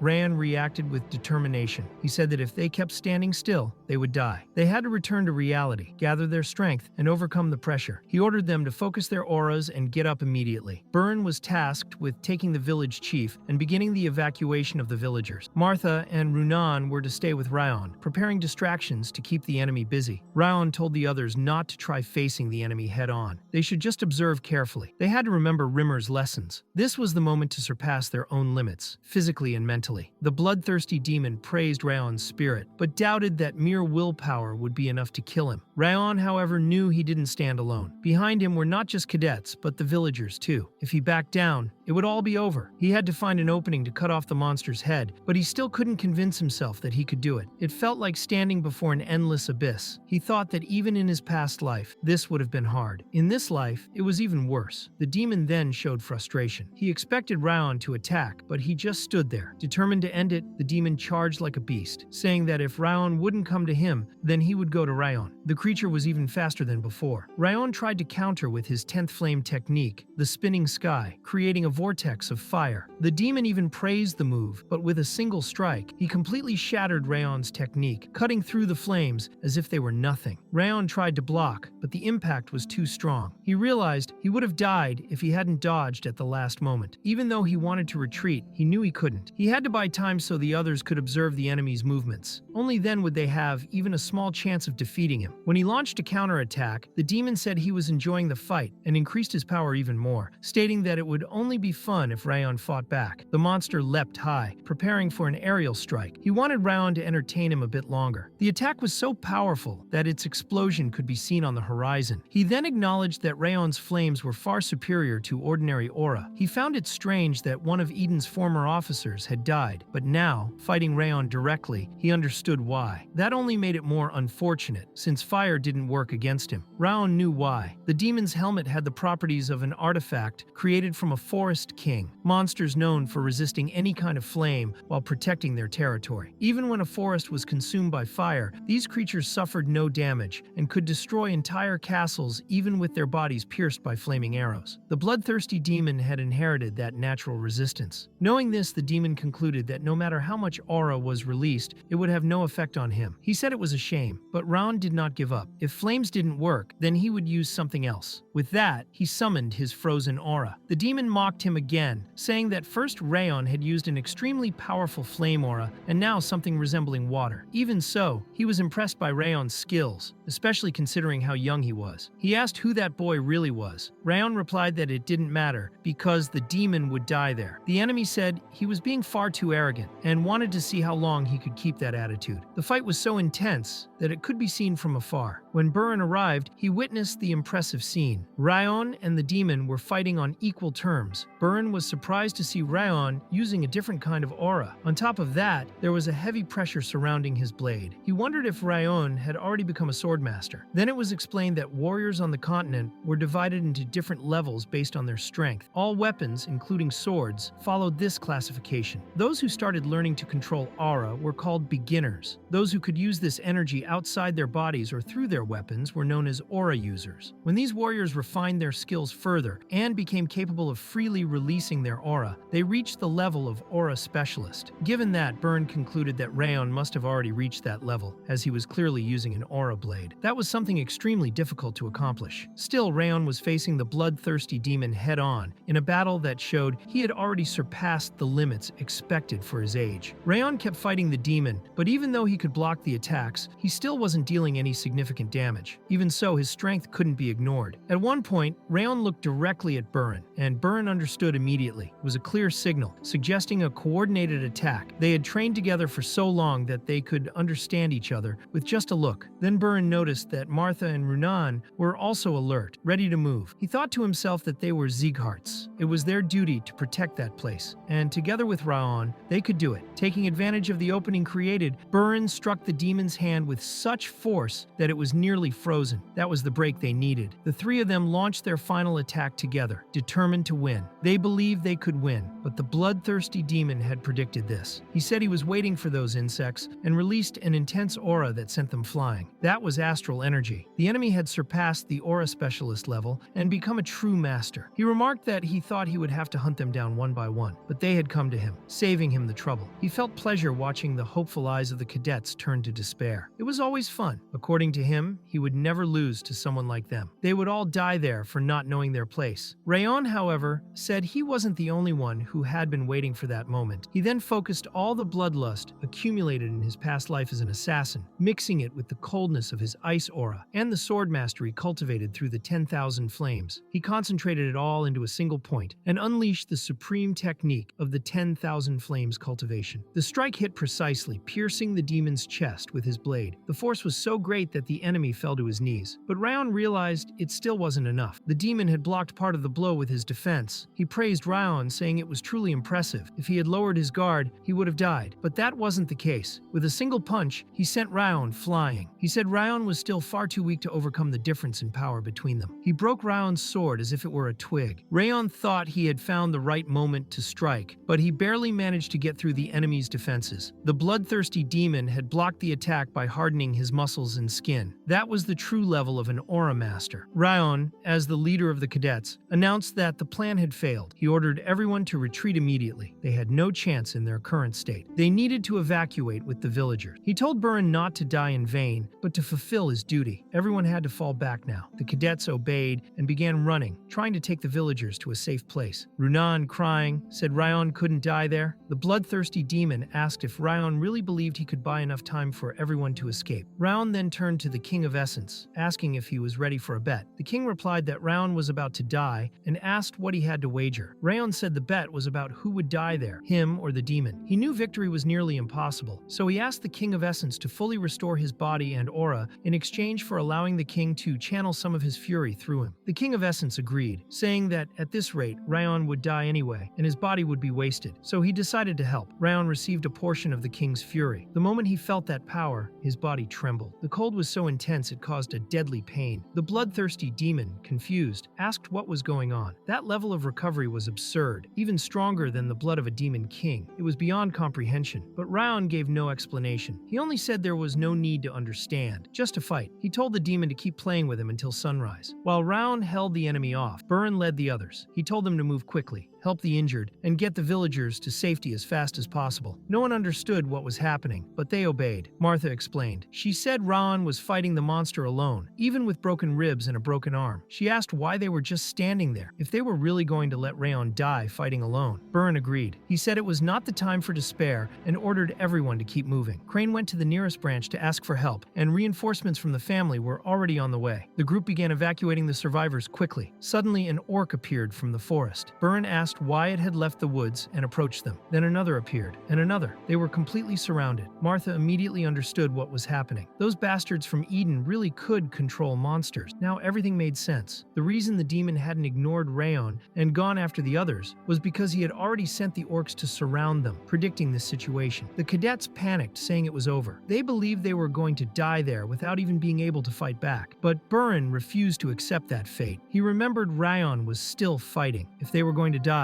it couldn't be in vain. He thought that if he gave up now, he would never again have the courage to look anyone from the Sieghart family in the eyes, especially Rayon. Martha, upon hearing that, admitted that for the first time, Burren had said something truly worthy. Runan agreed and said they needed to evacuate everyone quickly, and then rush to where Raon was. Burren reinforced that they couldn't die there. It was the least they could do as cadets. At that moment, a blade of wind sliced through the orcs with precision. Everyone knew exactly whose power that was. Meanwhile, on the battlefield, the bloodthirsty demon looked at Raon and said he was incredibly persistent. He told him to just give up already. Raon was on the ground, completely injured. He thought about how his broken left arm was getting in the way. He even considered cutting it off to endure a little longer. But then he questioned why he was trying so hard. His entire body hurt like never before. It was a pain he hadn't felt even in his past life. If it were back then, he would have surely fled. But now something was holding him there. He remembered his mother, who dreamed of seeing him become a great warrior, a true Sieghart. He also remembered the memories he had created with his companions and his new family. The one who seemed indifferent but was the kindest of all, Runan. The one who started poorly but was now on a respectable path, Burren. And the one who seemed tough but had unshakable resolve, someone he truly trusted, Martha. Raon knew he would be lying if he said he hadn't grown attached to them. He wanted to protect them. They were becoming true swordsmen worthy of the Sieghart name. The King of Essence acknowledged that Raon had managed to buy a lot of time, all while enduring his fury. He said Raon Sieghart was bold, but there was a limit to how much he could underestimate the king's control. Once again, Raon was struck by the king's fury. The king stated that the moment Raon accepted that fury, his chances of reclaiming his body became almost zero. Even while resisting possession, he was already doomed. The bloodthirsty demon, in turn, concluded that Raon had reached his limit. He said he would leave him for last. First, he would kill all his companions. That would be far more fun. He was already imagining Raon's face, watching each of his friends die, their heads being torn off one by one. Raon knew the cadets stood no chance against a master like that. He had to keep him occupied. So even without strength, he stood up. He declared with conviction that he was Raon Sieghart, descendant of the Northern King of Destruction, and that one day he would become the strongest swordsman on the continent. As long as his heart was beating, he would not fall. The bloodthirsty demon recognized that determination. He said that such resolve was far too great for someone so young, and that calling him incredible wasn't enough. Therefore, he would show respect and remember the name Raon Sieghart, even after his death. Raon knew he had no strength to block or dodge that attack. He was ready to die, but suddenly a refreshing wind ran through his body. Standing before him, blocking the attack, was Rimmer. Raon, relieved, said he was late. Rimmer apologized, saying he had overslept, but now Raon could leave everything to him. The bloodthirsty demon recognized who he was, the famous Radiant Blade. Rimmer responded with irony, saying it had been a long time since he last saw that bald man. He stated he would never let trash like him lay a hand on his trainees. The enemy questioned whether the Sieghart family had grown so weak that they were sending someone like Rimmer to supervise a training mission. Then the two began exchanging heavy blows. The bloodthirsty demon remarked that Rimmer had grown rusty and that his body's balance was off. He said the rumor about his energy center being crippled must be true. Rimmer replied that it was nothing more than a baseless rumor. He said the demon should find a better source of information, as he was, as always, outdated. The bloodthirsty demon laughed and said it was a blatant lie. He claimed that Rimmer's sword, which once carried a terrifying thirst for blood, now felt like nothing more than a faint breeze. A blade that weak would never be able to cut him. Rimmer easily dodged the demon's strike and said he was was too barbaric. Rayon, watching the fight, noticed something important. His instructor was switching between attack and defense with impressive fluidity, like a leaf in the wind. Moreover, Rimmer's surprise attacks were scarily precise. If he were using his full astral energy, the fight would already be over. Yet somehow, he was deliberately prolonging the battle. Rayon understood the reason. Rimmer was dragging out the fight to teach him. He was demonstrating his fighting style in real time, allowing Rayon to watch and learn his technique. Rimmer mocked the enemy, saying that despite all his talking, the bloodthirsty demon couldn't defeat him, even while weakened. He warned that if things continued like that, the demon would lose his head. The demon told him to shut up and attacked again, but Rimmer easily dodged once more. The enemy demanded that he fight seriously. Rimmer thought it was becoming difficult to keep holding back. The opponent was too strong, and the battle was already slipping out of control. He told Rayon to pay close attention to what he was about to do, because this was the true way of the Siegharts, the level that Rayon should reach one day. Then Rimmer activated his technique, the sword field creation, also known as the Eye of the Storm. A powerful cyclone formed around the area, a wind so sharp it could cut anything it touched. The bloodthirsty demon immediately felt Rimmer's aura dominating the space around them. Nothing could escape. His only option was to face Rimmer head-on. He prepared to destroy the radiant blade, but Rimmer, with his signature lightness, counterattacked with a smooth and sharp strike. When the two forces clashed, both remained standing. But the bloodthirsty demon admitted that the attack had greatly reduced his physical strength and aura power. Rimmer had drawn all the wind from that calm zone into his blade. The demon asked what the purpose of a sword field was and how Rimmer, who wasn't a direct descendant of the Siegharts, had managed to create one. Rimmer explained that, technically, it wasn't a complete sword field. He had only mimicked the power of nature, something possible thanks to the elves' connection to it. The enemy understood. Even old and injured, a predator was still a predator. He said his only regret was not killing Rayon earlier. He should have eliminated him at any cost, because at this rate, the boy would only grow stronger with time. But Rimmer said he would never allow that. He would never let that demon kill the little king. The enemy acknowledged that Rayon truly had the qualities of a king, but warned Rimmer not to get ahead of himself. There were 5 great demons, all with exceptional talent. Even so, that day, he had lost to the radiant blade of the Siegharts. With a quick and precise movement, Rimmer struck him deeply. The bloodthirsty demon collapsed, dead. Rimmer then turned to Rayon and asked if he had paid close attention. That was the technique he needed to learn to become a true Sieghart. Unlike the mana barrier used by mages, the sword field was formed from the soul, the spirit, the aura, and the warrior's accumulated experience. It was the embodiment of everything he had lived, his battles, victories, losses, and even his future aspirations. He said that as a direct descendant of the Siegharts, Raon should one day be able to create a true field. For that, he would need to seek experience, illusions, and constant growth. Rimmer looked around and asked if the others had also seen it. The 3 cadets were there, watching everything. Runan ran toward Rayon, nearly crying. The others followed, deeply concerned. But inside, Rimmer knew he was only pretending to be fine. He was in pain. For someone who wasn't a direct descendant of the Siegharts, activating a sword field required much more than experience. It took a natural affinity with energy and a vitality strong enough to withstand the massive toll. In short, using a sword field consumed the user's lifespan. Rimmer's energy core was already broken. The pain from activating the field was immense, almost unbearable. Even so, he had no regrets. What he saw upon arriving, even though late, was the birth of a new king. In that moment, he decided he would serve Rayon Sieghart as his new leader. Ever since his energy core had been destroyed, Rimmer felt that maybe it would be better to disappear. But those kids he used to call brats gradually gave him a new reason to live. They had become his new life. Now he needed to keep living to ensure that they could live too. That's why he had no regrets about using something as trivial as his own lifespan. And before his life came to an end, Rimmer wanted to see that boy become the next king.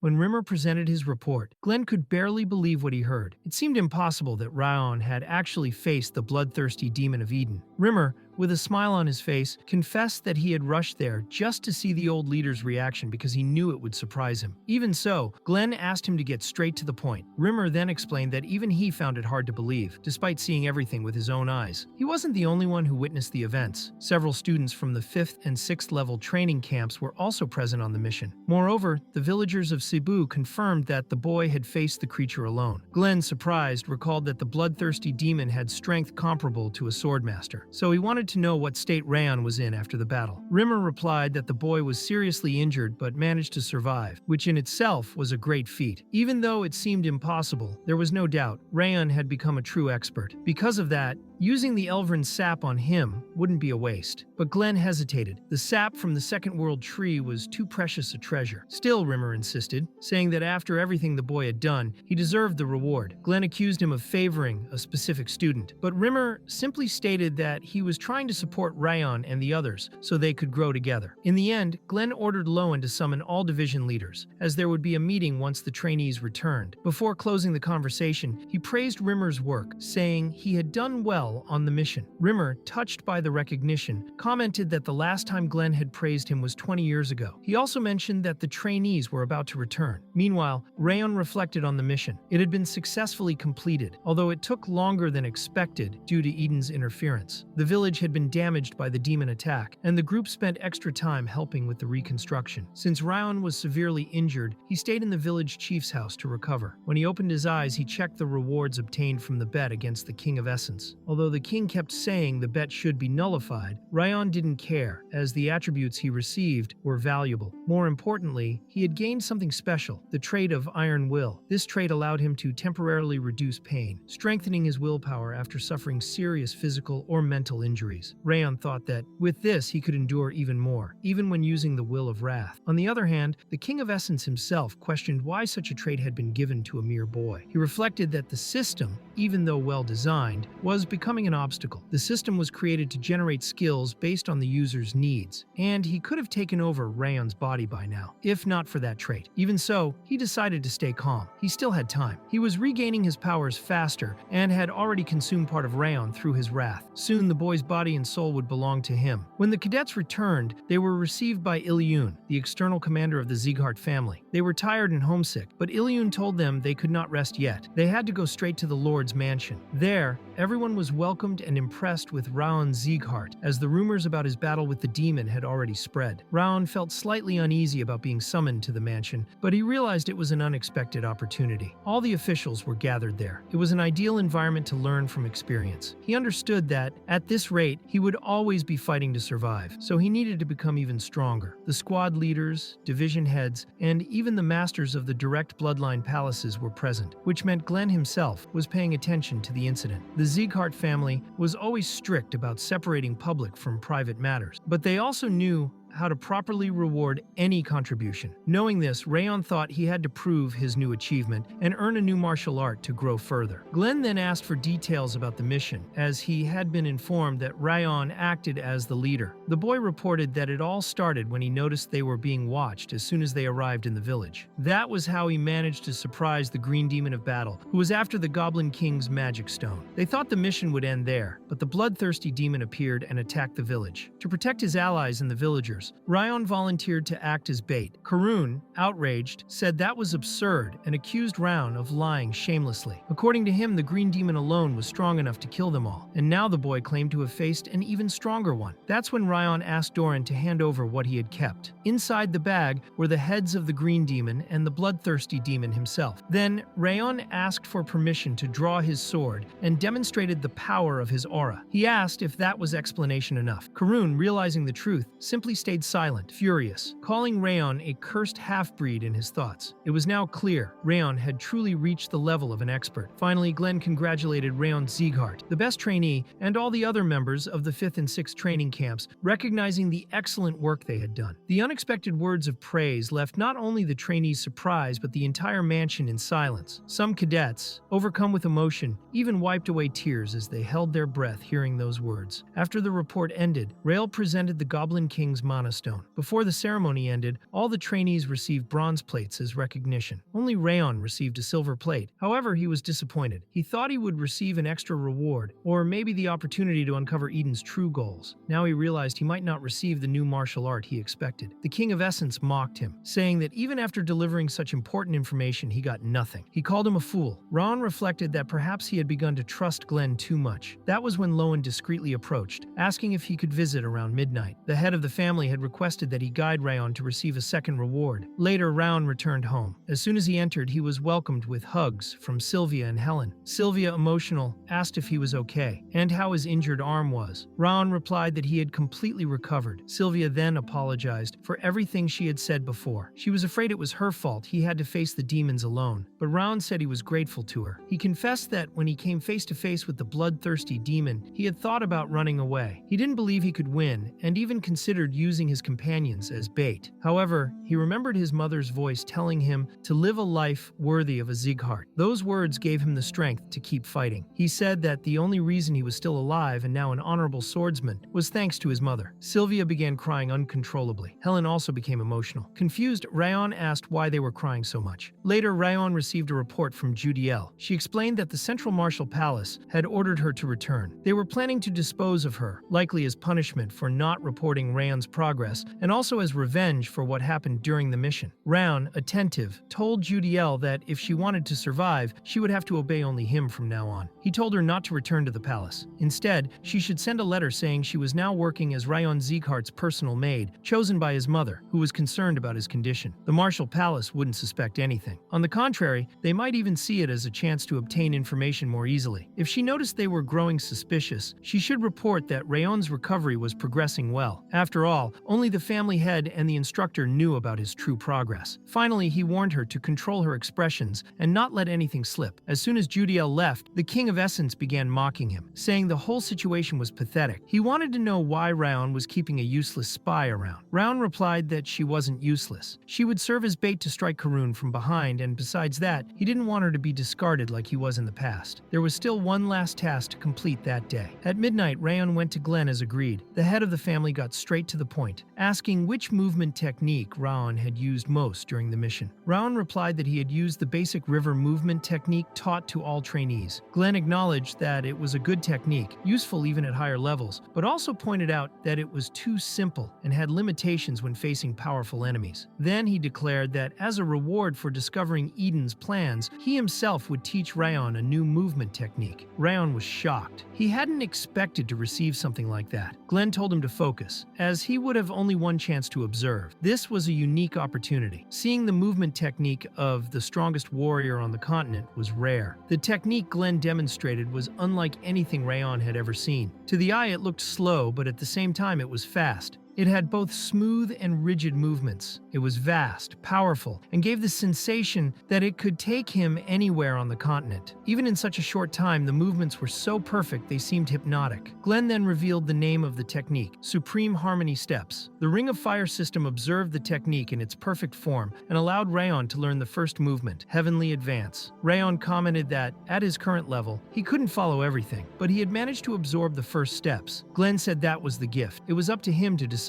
whether he could learn the rest of the technique in the future. Rayon thanked him deeply before leaving. After he left, Lowen commented that he hadn't expected Glenn to teach the Supreme Harmony Steps. He was worried, as that technique had been created personally by Glenn and was extremely complex. Glenn, however, revealed that even with the brief demonstration, Rayon had already assimilated the Heavenly Advance. That first step represented half the technique. Even if Rayon hadn't realized it yet, that movement was the foundation of the entire art. Glenn was sure that he would know how to use it in the future. A few days later, Rayon was still training, using the system's enhancements to try to master the Supreme Harmony Steps. He still couldn't perform the full technique, but he felt he was very close to understanding it. In the middle of his training, Sylvia arrived shouting and demanding that he stop. She was angry, reminding him that he had promised to rest until he had fully recovered. Rayon, surprised, wondered how it was possible that she, even with her energy core broken, was scarier than the King of Essence. Due to Sylvia's complaints, Rayon was forced to pause his training. Even when he tried to continue in secret, he ended up being watched by Helen and the other maids. For some reason, they seemed to enjoy interrupting his training. Still, Rayon thought that maybe it was good to rest now and then. That was when Helen appeared with a serious expression. There was a problem. Raiden Sieghart had come to visit him. Rayon knew exactly who that man was. Raiden Sieghart was the son of Baldr Sieghart, Glenn's fourth son, and therefore had no reason to visit the annex building of the estate. Yet, he was there. One of the maids, nervous, said that ever since he arrived he had been violent both with them and with the lady of the house. During the visit, Rodden addressed Sylvia with disdain, complaining about the state of the garden. He said she should have prepared it better since he was visiting. When questioned about the lack of notice, Sylvia replied that no letter had been received. Raiden then insinuated that she was calling his butler a liar, which Sylvia tried to deny, saying they would clean everything immediately. Raiden, on the other hand, felt increasingly irritated. He believed the whole household should be focused on him, especially after he had destroyed a branch of the white blood religion. But instead, everyone was only talking about Raon. That was unacceptable. Enraged, he spat on Sylvia, and when Helen tried to protect her, she was also attacked. He declared that, as a direct descendant of the family, no one could go against him. Sylvia and Judiel tried to stop him, but before things could get worse, Raon arrived. He was already holding his sword when he entered. Rodden tried to de-escalate the situation, saying things could end badly and reminding everyone that he was Baldur's son and a master of the martial palace. Raon, however, wasn't intimidated. He advanced directly toward him and asked, "So what?" Then he punched Raiden's butler in the face. Even when warned that he was attacking someone from the direct bloodline, Raon replied that he knew exactly what he was doing. That man had invaded his property. Without hesitation, he kneed the butler in the stomach and threw him to the ground. Raiden threatened that Raon would pay for it, but Raon replied that the place didn't belong to him. It belonged to Sylvia's family. He was there to protect her. Just when it seemed the confrontation would escalate even further, Raphael from the Heavenly Blade Division appeared and interrupted everything. Raon immediately recognized the name. Raphael was a swordsman who served directly under the head of the family. He didn't understand why he had shown up there. Raiden, furious, ordered him to kill Raon at once for raising his sword against a direct descendant. But Raphael replied that he only obeyed the head of the family, and that in truth, the one who should leave was Raiden himself. The butler tried to persuade Raiden to back down, saying things could get worse. Reluctantly, Raiden agreed to leave, but before doing so, he promised he would never forget what had happened that day. He swore revenge for being disrespected by a lowly bastard. After his departure, Helen apologized to Sylvia, saying she had acted on impulse. Sylvia, however, said she had done nothing wrong. On the contrary, she had been brave enough to act. Raon then declared that he would take care of the situation. He admitted he had fallen for Raiden's provocation, but now it was his responsibility to resolve it. He asked them to trust him. The next day, everyone gathered before Glenn, the head of the family, to settle the conflict. Raiden claimed he had sent a notice and only wanted to talk with Raon, but was received with hostility. He also said that Raon attacked him without any prior discussion. Raon thought to himself that the man was better at acting than swordsmanship. Then he stated that everything Raiden said was a lie. He clearly remembered Raiden's face, yelling in anger at everyone in the annex. When confronted, Raiden threatened Raon right there, but Glenn scolded him, firmly reminding him of where he was. To clarify the matter, Glenn decided to call a witness. From the shadows, Raphael emerged and confirmed that no letter had been received at the annex. He also said that Sylvia was simply tending the garden with her maids, as usual, when Rodden appeared without any notice. Raon was surprised. He thought Raphael, being of the direct bloodline as well, would side with Raiden, but he was only stating the truth. Glenn turned to Raiden and accused him of lying in his presence. Raiden tried to defend himself, saying that the real issue was that a bastard had dared attack a direct descendant, which violated the house's hierarchy. Glenn agreed that the case was serious, but declared that both sides were at fault and would be punished. Raiden, outraged, said a simple punishment wasn't enough. Raon, however, accepted any punishment, but stated that a debt still had to be paid. Raiden Sieghart had humiliated his mother in public and assaulted innocent maids. That could not go unpunished. Growing impatient, Glenn used his spiritual pressure on both of them. The weight was so intense, they could barely breathe. Even so, Raon spoke. He told his grandfather that this was the home of swordsmen, and that a true swordsman should be judged by the sword. That was why he wanted a duel against Raiden. Glenn, surprised, found the proposal interesting. He allowed the duel, which would take place in the Grand Training Grounds 1 week later. Meanwhile, Baldur Sieghart,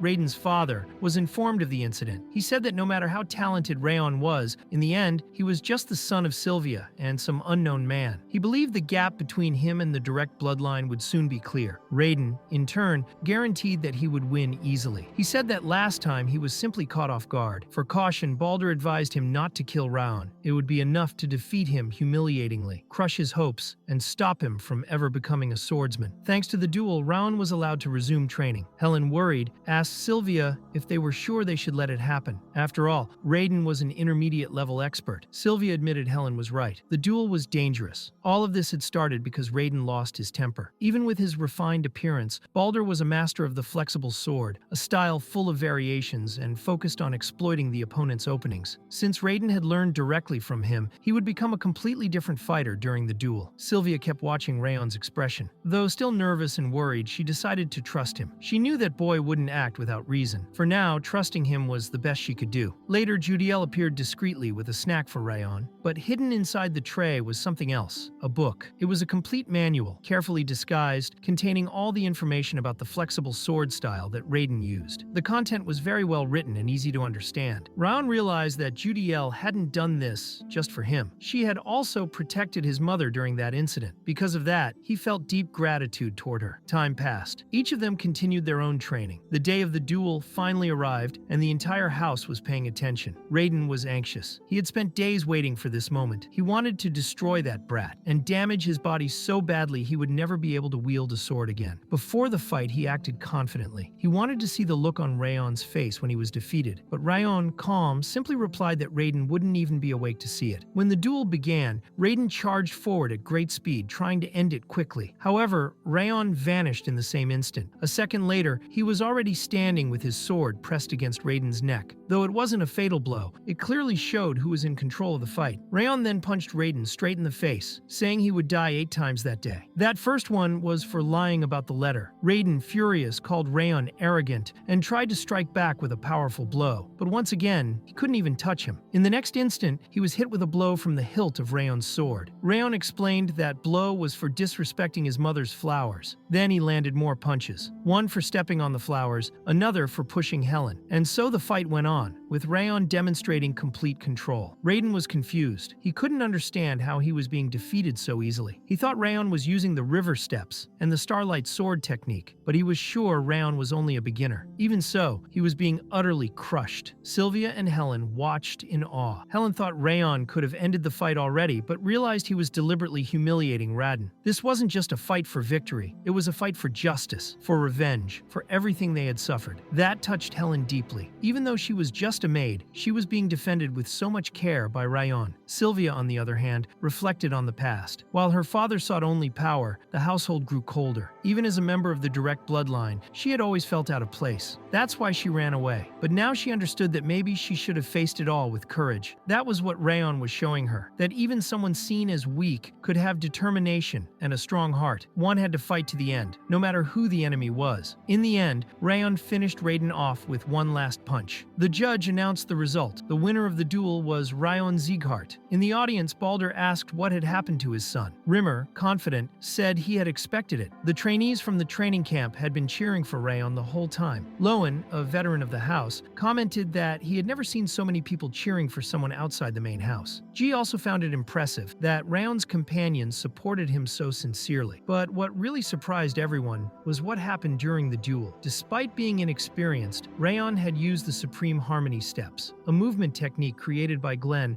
after overcoming his own demons. It was a martial art so difficult that an ordinary warrior couldn't master it even in a lifetime. But Rayon had managed to grasp it in just 2 weeks. Moreover, the popularity he gained, despite his young age, was admirable. Fulgan reflected that in the past, he had only valued strength. That was the reality of the family. But Rayon, who wasn't even from the direct bloodline and knew well the weight of unfair treatment, might be able to change the house one day. Gan then stood up and said the duel was over and the terms had to be fulfilled. Glenn ordered Lowen to cut the Martial Palace's budget in half for that year, saying they could come up with any excuse they wanted. What mattered was that the consequences of the duel would be enforced. So under Glenn's command, Raiden admitted his faults in front of everyone and apologized to Sylvia and the maids. The Martial Palace was also forbidden from interfering with the annex building. Glenn's declaration was firm and intimidating. In the end, the maids finally seemed relieved. The stern expressions of Sylvia and the maids finally faded. They shed tears of relief and joy. After the duel ended, everyone returned home together. However, as they walked back, a few people watched Rayon from a distance. They commented among themselves that he now looked like just an ordinary boy next to his family, with an appearance completely different from before. A woman noted that, considering how skilled he was, Rimmer was probably telling the truth about how Rayon survived the fight against the bloodthirsty demon. One of the observers commented that Rayon's swordsmanship and movement technique techniques had been nearly perfect. It was so impressive it didn't even seem like pure talent. He considered the possibility of recruiting Raon for the Black Tiger division, but another woman quickly responded that there was no chance of that happening. A third, with light-colored hair, said the 5th training camp cadets were about to graduate, and once the graduation test was over, they would have to choose which division to join. Raon wasn't the only talented one in the 5th camp. There were also Martha, Buren Sieghart, and Renan Sullian. All three had the strength and talent to reach the top, so everyone knew the upcoming selection ceremony would be very interesting. Later, Judiel approached Raon and asked if he had planned all of that from the beginning. Raon replied that you could say yes, because he had been confident in his victory. Judiel said he was a scary person but kinder than he seemed. She sincerely thanked him for saving her from that place. As she left, she wished him a good rest. Raon noticed that her expression of gratitude didn't seem fake. He also remembered how she had protected Sylvia. Maybe she really was being sincere. He thought maybe it wouldn't be a problem to tell her that the Wrathworm was fake. The next morning, Rimmer walked cheerfully, showing off rings and jewels as he headed to Glenn. Glenn found it strange and asked where he had gotten so much wealth. Rimmer, smiling, explained that he had made a bet with one of the fools from the Martial Palace, and that all of it was thanks to Raon's victory. Glenn asked if he had extorted his own son and told him to get to the point. He wanted to know the real reason for the visit. Rimmer then said he had a suggestion. He wanted to change the graduation exam for the cadets. That caught Glenn's interest, and he listened carefully. The current test consisted of duels between cadets or evaluation by the instructors. But Rimmer reminded him that those children had already faced knight candidates from the Kingdom of Owen and overcome great challenges in life-and-death situations. That's why he believed the 5th training camp deserved a new form of evaluation. His idea was a survival test. The cadets would have to survive on their own outside the house, without help, and without using the Sieghart name. If they succeeded, they would reach a new level, even if not officially swordsman yet. At the end of the explanation, Rimmer asked Glenn what he thought. Glenn observed that Rimmer had changed. Ever since his energy core was destroyed and he was forced to leave the front lines, his face had always carried a shadow. But since he started training the cadets of the 5th camp, he seemed renewed. His expression was full of passion, just like the children's. Rimmer, embarrassed, tried to hide it, but Lowen agreed with Glenn. He said Rimmer's face had indeed looked more lively lately. Rimmer himself admitted that maybe he had a talent not just for fighting, but also for teaching. Now he had the opportunity to shape the next king with his own hands. Glenn asked if he was referring to Raon, but Rimmer replied that it could be anyone, maybe Buren, Martha, or Runan. Glenn then demanded a full report on the new test within a week. Otherwise, he would pretend this conversation never happened. But Rimmer was already prepared. He said the report was already done. Later, the cadets were gathered, waiting for Rimmer, who as usual was late. He showed up kicking the door and said the reason for the delay was that he stopped to donate to an orphanage. Buren didn't believe him at all and told him to stop lying. Every time he made up an excuse, it got more ridiculous. Rimmer, ignoring the criticism, said he had an important announcement. After much thought, he had made a decision. The graduation test was approaching. The cadets would soon no longer be cadets, and for that reason, he decided that this time the test would be different. They had already faced duels against Owen's soldiers, battled against forces of the South-North Union, and won even when considered mere pawns, so it made no sense to apply ordinary tests. The new test would be a survival journey across the continent. Each cadet would have to survive on their own, relying only on their sword. However, for those who didn't want to take this test, there would be an alternative. Runan approached Raon and asked if he would take the test. He replied yes, without hesitation. Runan said that for that reason, she would participate too. Buren stated there must be a good reason for this change and that he would join as well. Martha, of course, would join too. Rimmer said that Raon's decision as the top cadet could influence the others. Someone asked if they had any idea where they would be sent. Raon answered that he knew it would be a difficult journey, but he also trusted that Rimmer wouldn't do it without a purpose. After all, Rimmer had never challenged them with something they couldn't overcome. Rimmer was flattered by the students' trust, but made it clear that didn't mean he would go easy on them. At that moment, he began to announce the destinations for each cadet's graduation test. Buren was assigned to the Levine Desert, Martha to the Sayan Canyon, Runan to the Katam Jungle, and finally, Ron would go to Haben Castle, located in the northwest. Rimmer explained that Haben Castle was a real battlefield, with monsters appearing constantly. It was so dangerous that many called it the battlefield of hell. He said everyone would face difficulties, but Raon would suffer especially. Therefore, he told everyone to prepare, as they had 1 month until departure. Back at the residence, Raon intensified his training. Helen commented to Sylvia that he was pushing himself too hard. He trained for days without sleep. She said she actually wished he would refuse the test, since the place he was going was extremely dangerous. Sylvia, however, acknowledged the danger, but also saw it as a great opportunity for growth. She knew that by being assigned to Habun Castle, Ran was trying to reach his best form. She concluded that the only thing they could do was support him, even if he chose to train alone. Rayon, on his part, was exhausted. The increased training and lack of rest were taking a toll. Even so, he felt it still wasn't enough. He reflected on the monsters he would face at Habun Castle. He knew they would be creatures with thick skin, giant bodies, and sharp natural weapons. If he went unprepared, he would be at a disadvantage. He thought about using his 10,000 Flames cultivation technique, but because it was extremely powerful, it consumed a lot of aura, making it risky in prolonged battles. Even with the support of the Ring of Fire, he knew he couldn't rely on that alone. 3 weeks remained until departure. He needed more information about Habun Castle, as well as an offensive sword technique that matched his 10,000 Flames. It was time to make an investment, so he went to the head of the family to exchange his silver tablet for a new sword technique. Glenn received him and recalled that Rayon had said he would use the tablet for another purpose, perhaps to restore his mother's status as part of the direct bloodline. Rayon confirmed it. He did think about that, but during the mission in Cebu Village, he realized something important. Even after performing well and receiving a great reward, what he received was only a silver tablet, not a gold one. He clearly remembered Glenn's words at that time. He knew only gold tablets could restore someone's status in the main lineage, so he understood that accumulating silver tablets wouldn't help. That's why he decided to trade the one he had for power. With that, he could more easily earn a gold tablet in the future. Glenn agreed with his logic and handed him a book, saying the technique inside would be suitable for Habun Castle. The name of the technique was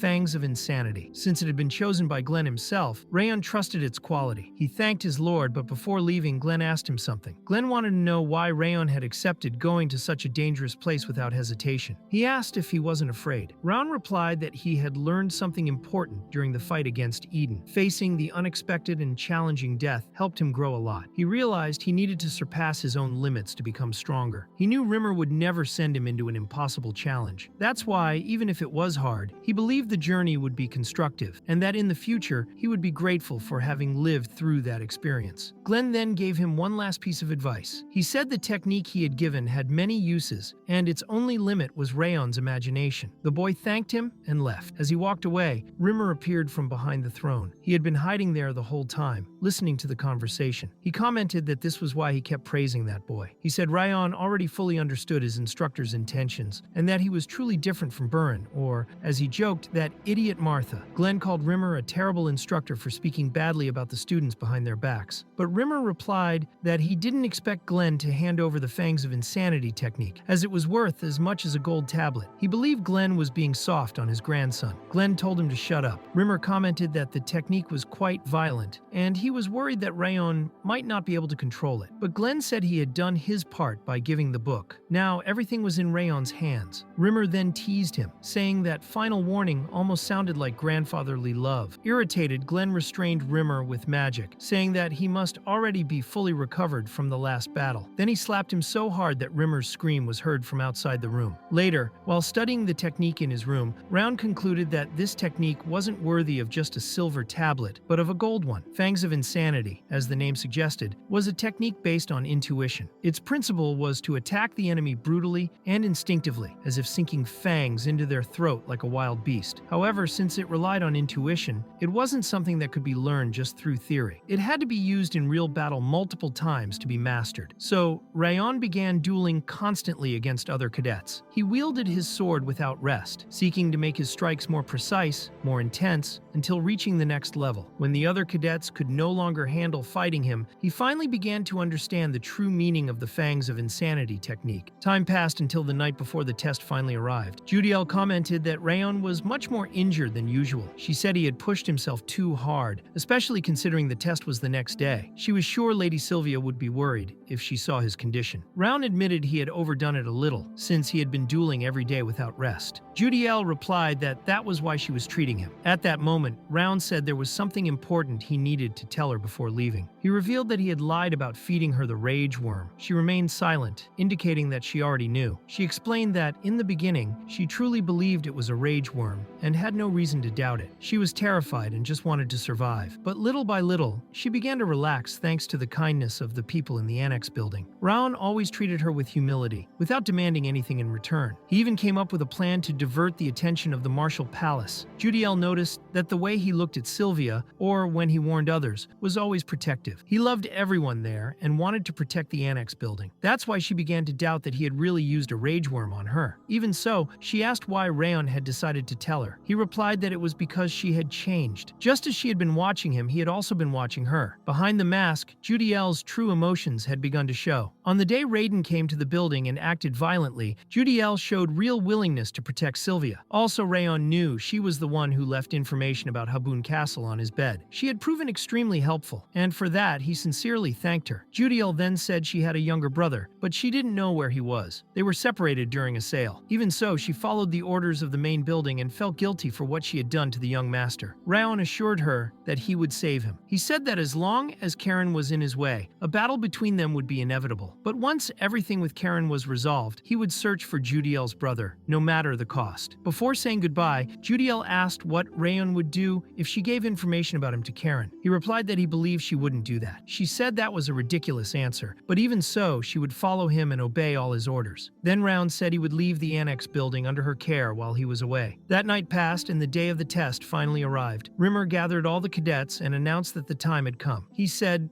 all they needed to do was survive alone for 1 year in return. If they could overcome this challenge, they would reach even greater levels. Then he called the top cadet to give a speech. Round thought Rimmer always put him in the worst situations, but even so, he stood up. He said there was a saying, a warrior who survives the first battle doesn't die easily. Everyone there had survived that mission, despite all the unexpected events. That's why they wouldn't die. Just as the saying went, they needed to grow stronger and return as cadets worthy of the 5th training ground. Everyone was motivated by his words. Rimmer, watching, thought he had known from the beginning that Rayon wasn't normal. It wasn't just his skills that stood out. He had a calm mind, a generous heart, and a mindset more solid than anyone else. During their last duel, Rimmer had seen that Rayon had mastered the Fangs of Insanity technique. He kept being surprised by this boy. And, in the end, he had even been wounded by him in that duel, saying it was a huge sign of disrespect. All the cadets promised to return stronger. Rimmer replied that he would be there waiting for his kids. Burin told Rayon that he would become much stronger, so Rayon also needed to improve so as not to disappoint him. Martha said the same applied to her, and that he couldn't die, because she still had a debt to settle with him. If he died, she would beat him up afterward. Renan was the last to approach. She handed him a box of ice cream balls to take on the trip. Round thanked her sincerely. Renan said she was also leaving and wished him a good journey. Round then called Dorian and said they should get going, but Dorian asked why he had to go to Habun Castle too. Round replied that before that, there was a place they needed to visit, the merchant city of Cameloon. There, they could get better equipment before the battle. Later, they were in the central market of Cameloon. Rayon noticed there were many useful things, but not what he really needed. What he sought could only be found in the black market. Curious, Dorian asked what exactly he was looking for since they were walking in circles. He even asked if Rayon intended to go underground. That's when he was surprised. How did Dorian know about the black market? Dorian explained that, although it didn't seem like it, he had been raised in a trading company.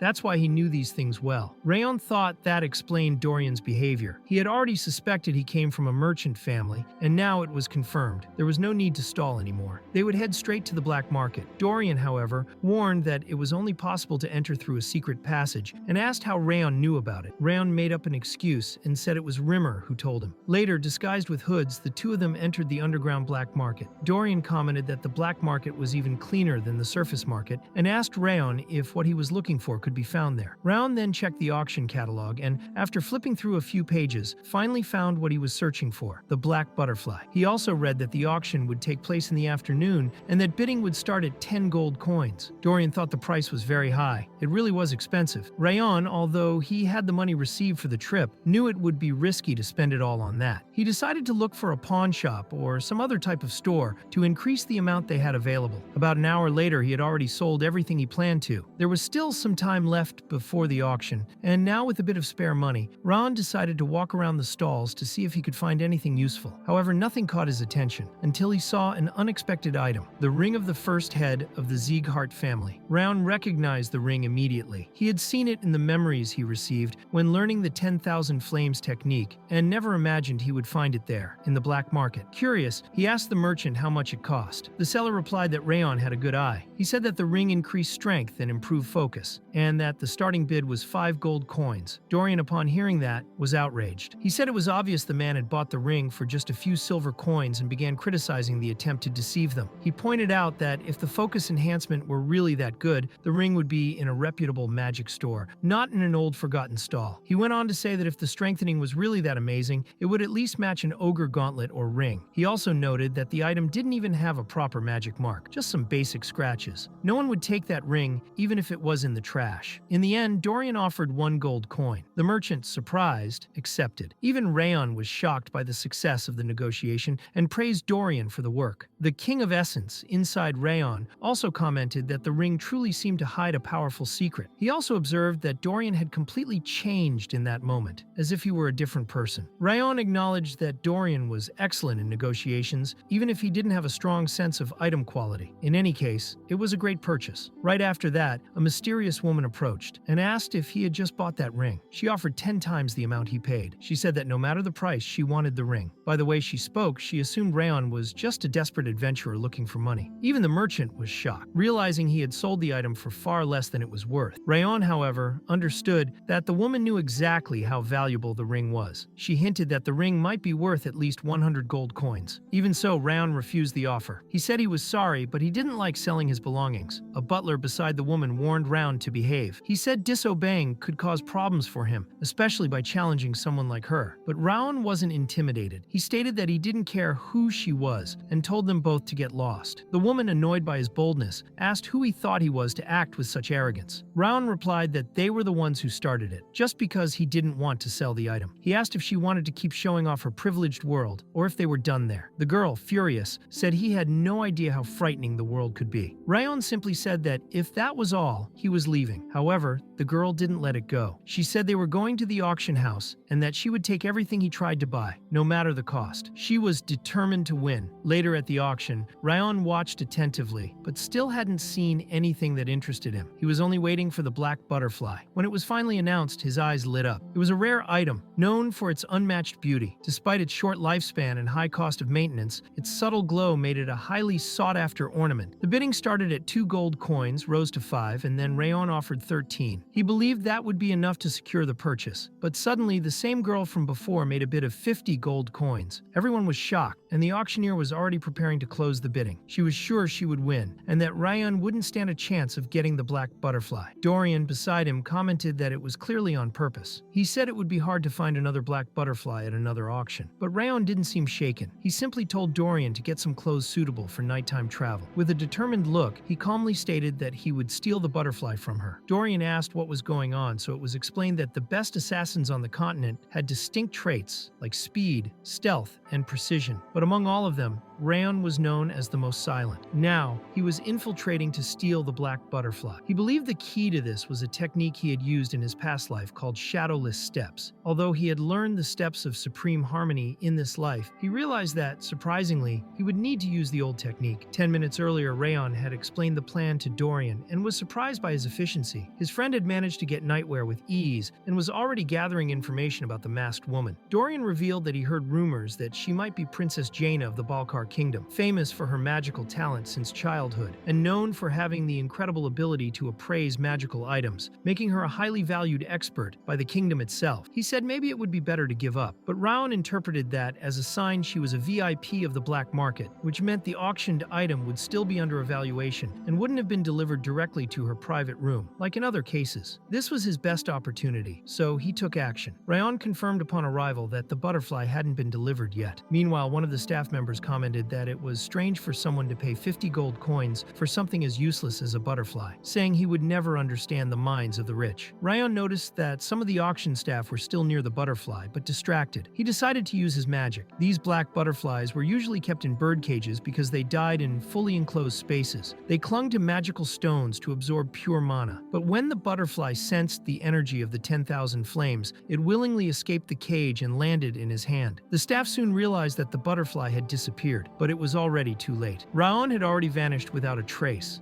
like a true infiltrator. Meanwhile, Dorian was extremely nervous, fearing that if Raon were caught, the situation would become a serious diplomatic incident between the Balkar kingdom and the Sieghart family. Suddenly, Raon appeared beside him, surprising him. Dorian barely noticed his arrival and wanted to know if he had gotten the butterfly. But before they could talk much, Princess Jaina herself appeared, saying that this was an unexpected meeting. She looked at Raon and remarked that he probably realized during the auction that he couldn't win against her, offering him a deal. If he gave her the ring, she would give him the butterfly. But Raon coldly refused, saying he wouldn't sell it. Jaina, irritated, threatened him, saying that if he wanted to leave there in one piece, he should hand it over. At that moment, a subordinate appeared, announcing that the butterfly had disappeared. Realizing what had happened, Jaina immediately understood it had been Raon, recognizing his sarcastic smile. She became furious and called him a thief, asking if he knew who she was. She removed her mask and introduced herself, saying he would never dare steal again. When her butler stepped forward, Raon, unfazed, knocked the man down with a single punch and began beating him mercilessly. Suddenly, a new voice asked if that was really Raon. It was Greer, the third prince of the kingdom of Owen, who was watching the scene with enthusiasm. He approached and said he knew Raon, calling him one of the genius swordsmen of the Sieghart family. Hearing this, Jaina was surprised. Only then did she notice Raon's red eyes and blonde hair, realizing he was part of the family of the so-called King of Destruction of the North. Raon then recalled that she was the one who called him a thief and said he had already held back too much. He asked if that could be considered an official accusation from the kingdom of Balkar against the Siegharts, making it clear that this was her last chance to apologize. He might even consider treating it as a childish mistake, but he wanted to hear an apology. Jaina, realizing the risk she had taken, finally bowed to him and apologized. Raon replied that he didn't want to escalate the situation and would end it there, only warning her to be more careful next time, as he knew she didn't want to shame her own kingdom either. Despite that, Jaina was visibly irritated. Later, Greer commented to Raon that maybe he had arrived at a bad time, but Raon replied that actually he had arrived at the perfect moment and helped him avoid a false accusation. Greer said he would reprimand Jaina later and, changing the subject, asked what Raon was doing in Cameloon and whether he was there on a Sieghart mission. Raon explained that they were heading to the clan's practical exam. They were looking for some equipment, but he personally was searching for a new sword, since the one he used was still good but had been with him for a long time. Greer then recommended a shop. He said that at the corner of the crafting district, there was a small workshop run by a skilled blacksmith. He would love to show the place himself, but was busy at the moment. Raon thanked him for the information and said it was enough. Greer said goodbye, wishing him good luck on his journey. As soon as he left, Dorian commented that thanks to him they were now safe. Dorian hadn't expected Raon to act so recklessly, but Raon said he already had a plan in mind. In the end, they were just lucky that Greer showed up to help. Even so, Raon decided they would only go to the workshop the next day. That night he had another matter to deal with. Already in a simple inn, Raon looked at the black butterfly and said it was time for it to fulfill its role. It was explained that the black butterfly feeds on mana but cannot digest it. Meanwhile, the Telton flower cannot gather mana on its own. However, when combined, they can escape their natural curses. The Telton flower stores the mana gathered by the butterfly and, with it, can be transformed into a rare high-level elixir. This technique is known by very few. In fact, Raon only knew about it thanks to the memories of the 10,000 Flames cultivation. When he consumed the elixir, the system confirmed that part of the ice curse had been lifted. The durability of his energy core increased. His energy, stamina, and willpower grew significantly. All his attributes were enhanced. Now he had 72 strength, 66 stamina, 79 perception, 73 agility, 70 energy, and on rage. He was satisfied with the results. The next morning, Raon and Dorian headed toward the recommended workshop. Along the way, Dorian was impressed. Just by looking at Raon, it was already possible to feel that his aura and spiritual presence had grown a lot since the day before. He thought that at first, he had only been curious. He had observed how Raon trained in silence, even while being looked down upon by nearly everyone, including those of the direct bloodline. But after getting closer to him, Dorian understood that Raon was more worthy of the Sieghart name than anyone else in the 5th training ground. That's why, even though the other cadets were now separated, they had all decided to follow Raon. Dorian reflected that if he could join forces with him, maybe he could solve his family's problem. But he also knew he shouldn't use that relationship to take advantage. Raon, noticing that he had stopped walking, asked why he wasn't moving. Dorian then promised himself that he would focus on getting stronger while following the young master. He felt that everything would be fine as long as he stayed by his side. Later, they arrived at the workshop, located in a quiet corner and with a modest appearance. Raon said he was there on the recommendation of Greer, the 3rd Prince of Owen. The blacksmith, suspicious, said it was impossible that Greer had recommended the place. However, as soon as he turned around and saw Raon, he was surprised.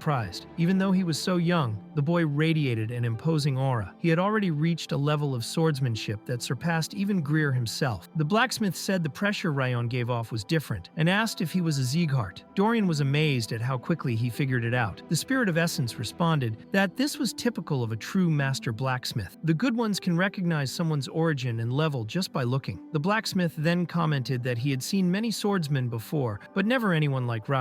He apologized for not introducing himself earlier. His name was Kuberad. He described himself as just an old man still hammering iron because he was alive. But Ryan recognized who he really was. Kuberad was actually Kuberad Jayton, the creator of the masterpieces scattered across Owen and Balkar, famous throughout the continent. Ryan never imagined he would find this man working in such a hidden workshop. He said he needed a good sword to begin his journey, but he wasn't looking to forge a final sword yet, as he was not truly a swordsman. Besides, someone else was destined to forge his first blade. Kuberad asked if it was Vulcan, as he had heard that blacksmith had come out of retirement. He said he couldn't take away another man's chance to deliver a reserved sword. However, since Ryan only needed something temporary until officially becoming a swordsman, Kuberad allowed him to choose any weapon from his shop. He also said that Dorian could choose one as well, since he was feeling generous that day. Later, inside the shop, Ryan examined the weapons carefully. He thought Kuberad's reputation was well deserved. Any of those swords would be satisfying in terms of performance. However, something caught his attention. One blade in particular seemed to be surrounded by a dark energy. While Dorian was also searching for a sword, Kuberad felt the change in the atmosphere. Ryan was holding that strange blade. As soon as he noticed, the blacksmith intervened. He said Rayon could choose any sword in the shop, except that one. That weapon was possessed. Rayon told Dorian that now was his chance to pull the sword out of Rayon's hand, but he quickly noticed something strange. The sword's aura of possession wasn't affecting him. It was as if the evil power couldn't even get close to him. This was because the King of Essence was protecting Rayon's body, keeping the sword's influence away. The king mentally spoke to the spirit within the blade, calling it insignificant and bold for trying to claim something that already belonged to him. In truth, what looked like a sword was only a dagger. Kuberad asked if Rayon was all right, and he replied yes, but wanted to know exactly what that dagger was. Kuberad explained it was a failure, a possessed blade. He said there was a village in the south called Siren, which worshipped a sacred tree named Othello. It was a peaceful place, where kind and virtuous people lived supporting one another. But one day, the white blood religion attacked the village. Half of the residents were murdered, and the other half supposedly kidnapped. No survivors were found. Upon hearing about the tragedy, Kuberad retrieved a branch from the Othello tree and forged the dagger as a prayer for the souls of the victims. But his attempt turned into a mistake. The moment he finished the dagger, both the blade and the hilt, which were once white, turned red. The resentment of the villagers from Siren had been absorbed into the weapon, going against the blacksmith's intentions. Since then, Kuberad kept the dagger, as no one could handle the hatred and ghostly energy it carried, but Raon was able to wield it without losing his sanity. While holding the dagger, he felt the village's memories flowing into him, feelings of pain, outrage, sadness, and mourning. He knew he still had much to do and might not have time to seek revenge, but he promised that if he ever crossed paths with the white blood religion, he would help the dead of Siren find justice. Raon asked if, even so, he could continue using it. Kuberad noticed that the dagger's ghostly energy was fading. Raon then concluded that the blade was made to bring peace to vengeful souls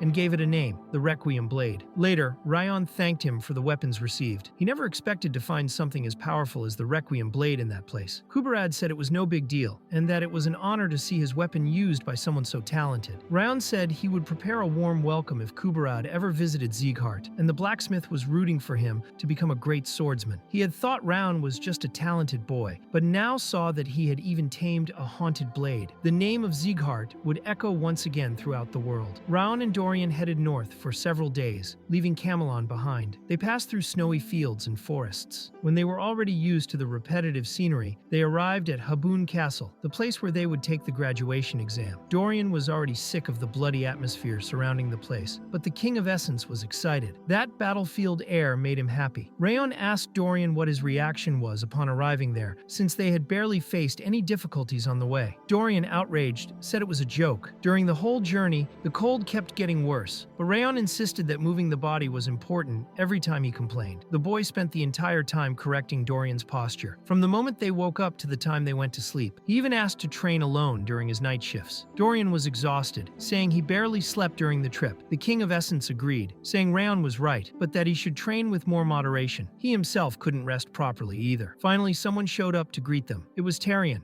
vice commander of Haben Castle, and their direct superior. He would be leading them from that moment on. Rayon said it would be an honor to work with him. Tyrion asked if Dorian was all right, and Rayon answered that it happened all the time and wasn't a cause for concern. Then he dragged his companion into the castle. As soon as they entered, Rayon noticed the environment was worse than expected. The walls showed constant signs of damage and repairs. The residents had exhausted looks in their eyes, and the smell of blood and burned corpses was all over the place. All of this matched the information Judiel had given him. Although she likely hadn't visited the castle personally, she managed to uncover everything in a short time. One of the workers, named Yua, commented that she had never seen those boys before and asked if they were mercenaries. Ron also gave her a strange look. Later, they were taken to the commander's office. There, they met Millen Bryden, commander of Haben Castle, who officially welcomed them as Sieghart House Cadets. Rayon thought it seemed they already knew he and Dorian were from the Sieghart family. He also recognized the man in front of him, the famous Milland, known as the Giant of the North. He was the protector who had been defending Habun Castle for over 20 years. The King of Essence observed that the man's gaze was that of a true general. Only someone who had spent decades on the battlefield carried that kind of look. Milland explained that only the people in that room knew Rayon and Dorian's identities, and that they would keep it a secret. He also revealed that he understood why Rimmer had sent the two of them there. It was so they could gain experience. However, that was not a place for training or lessons, nor did it offer warm meals or comfortable beds. What existed there were endless battles and a cutting wind that chilled to the bone. If they were looking for comfort, they should turn back now. Dorian, frightened, asked if he could really go back, but Raon replied that they had come to grow stronger and would accept any battlefield or challenge. Milland liked the attitude and said he would be observing them while they were there. From that moment on, both would take on the rank of knight, starting from the lowest tier. He then ordered Charles to place them in the 3rd exploration group, where they would do everything from washing dishes to fighting in battles. When they left the room with Charles, Tyrion commented that he didn't like them very much. He said Dorian was trembling with fear and clearly not prepared for that place. On the other hand, there was Rayon, who seemed too relaxed, as if he were there to play around. According to him, both would only cause trouble. Tyrion also complained that Rayon wore a flower bracelet and that it was impossible to see him as a warrior. Milland replied that no one should be judged by appearances. Before arriving there, the two had gone through all the Sieghart training, known for its difficulty. He knew they weren't as naive as they looked, and said he would make a final decision only after observing their behavior. What Milan didn't understand, though, was why he had been asked to send reports about them every 2 weeks. Tyrion asked if that was a request from Rimmer, but Milan replied it wasn't. The request came directly from the Sieghart main mansion. Tyrion, surprised, asked if it had been the King of the North himself, and Milan confirmed. Glenn himself had asked for everything to be reported. It was the first time Milland had received a direct request from Glenn, and he still didn't know what the family head was thinking with all that. Later, Rayon was shocked to see the state of the room. While he had gone to the bathroom, Dorian had already decorated everything. A moment earlier, the place had been a mess. Now it looked like a colorful suite. Rayon asked where he had gotten all those things, and Dorian replied that he had brought them with him. He had red, yellow, and green sets. He just wanted to know which color Raon preferred. Raon, confused, wondered what kind of bag could carry that much stuff. At that moment, a knight appeared, asking if they had finished unpacking. His name was Radin, the leader of the 3rd exploration group, the group to which they had been assigned. Even though everything was still chaotic, it was already time to leave. Meanwhile, at the Lord's house, Glenn asked what Rimmer was doing there again. Rimmer, with his laid-back attitude, replied that he had heard that Glenn himself had asked the commander of Haben Castle to send regular reports about Rayon. He said he didn't imagine Glenn liked his grandson that much. Glenn figured it must have been Lowen, the old butler, who told that to Rimmer. He knew the two had been holding meetings after hours. That's why he had issued the order in secret. Rimmer said Rayon's story was exciting. He had made the two-toned flower he received during the mission against the snow tiger bandit bloom and then absorbed it. He had also landed a hit on the Princess of Balkar, known for her arrogance. Glenn asked if some instructor was encouraging him to provoke conflicts with other kingdoms, but Rimmer answered no, that Rayon had simply finished the fight that the princess herself had started. He added that the butterfly, once considered a stolen item, was no longer a problem. To him, it all seemed like an exciting story, as if it were a series with weekly chapters. Glenn, however, explained that he had already canceled the covert order. Rimmer, curious, wanted to know why he no longer wanted to keep up with what his grandson was doing. Glenn explained that he he had only created the order to prevent interference from the family, especially the main bloodline. Rimmer joked that Glenn was probably receiving secret messages directly from the commander. Glenn asked if Lowen had told him that, but Lowen denied it. Rimmer said that this time it was so obvious he didn't even need the butler's help. It was clear that Glenn wanted to follow everything in secret, acting like the protective grandpa. That way, Glenn could clean up the problems in the annex building and push away the influence of the main branch. That, according to Rimmer, would also improve his relationship with Sylvia, and everyone would win.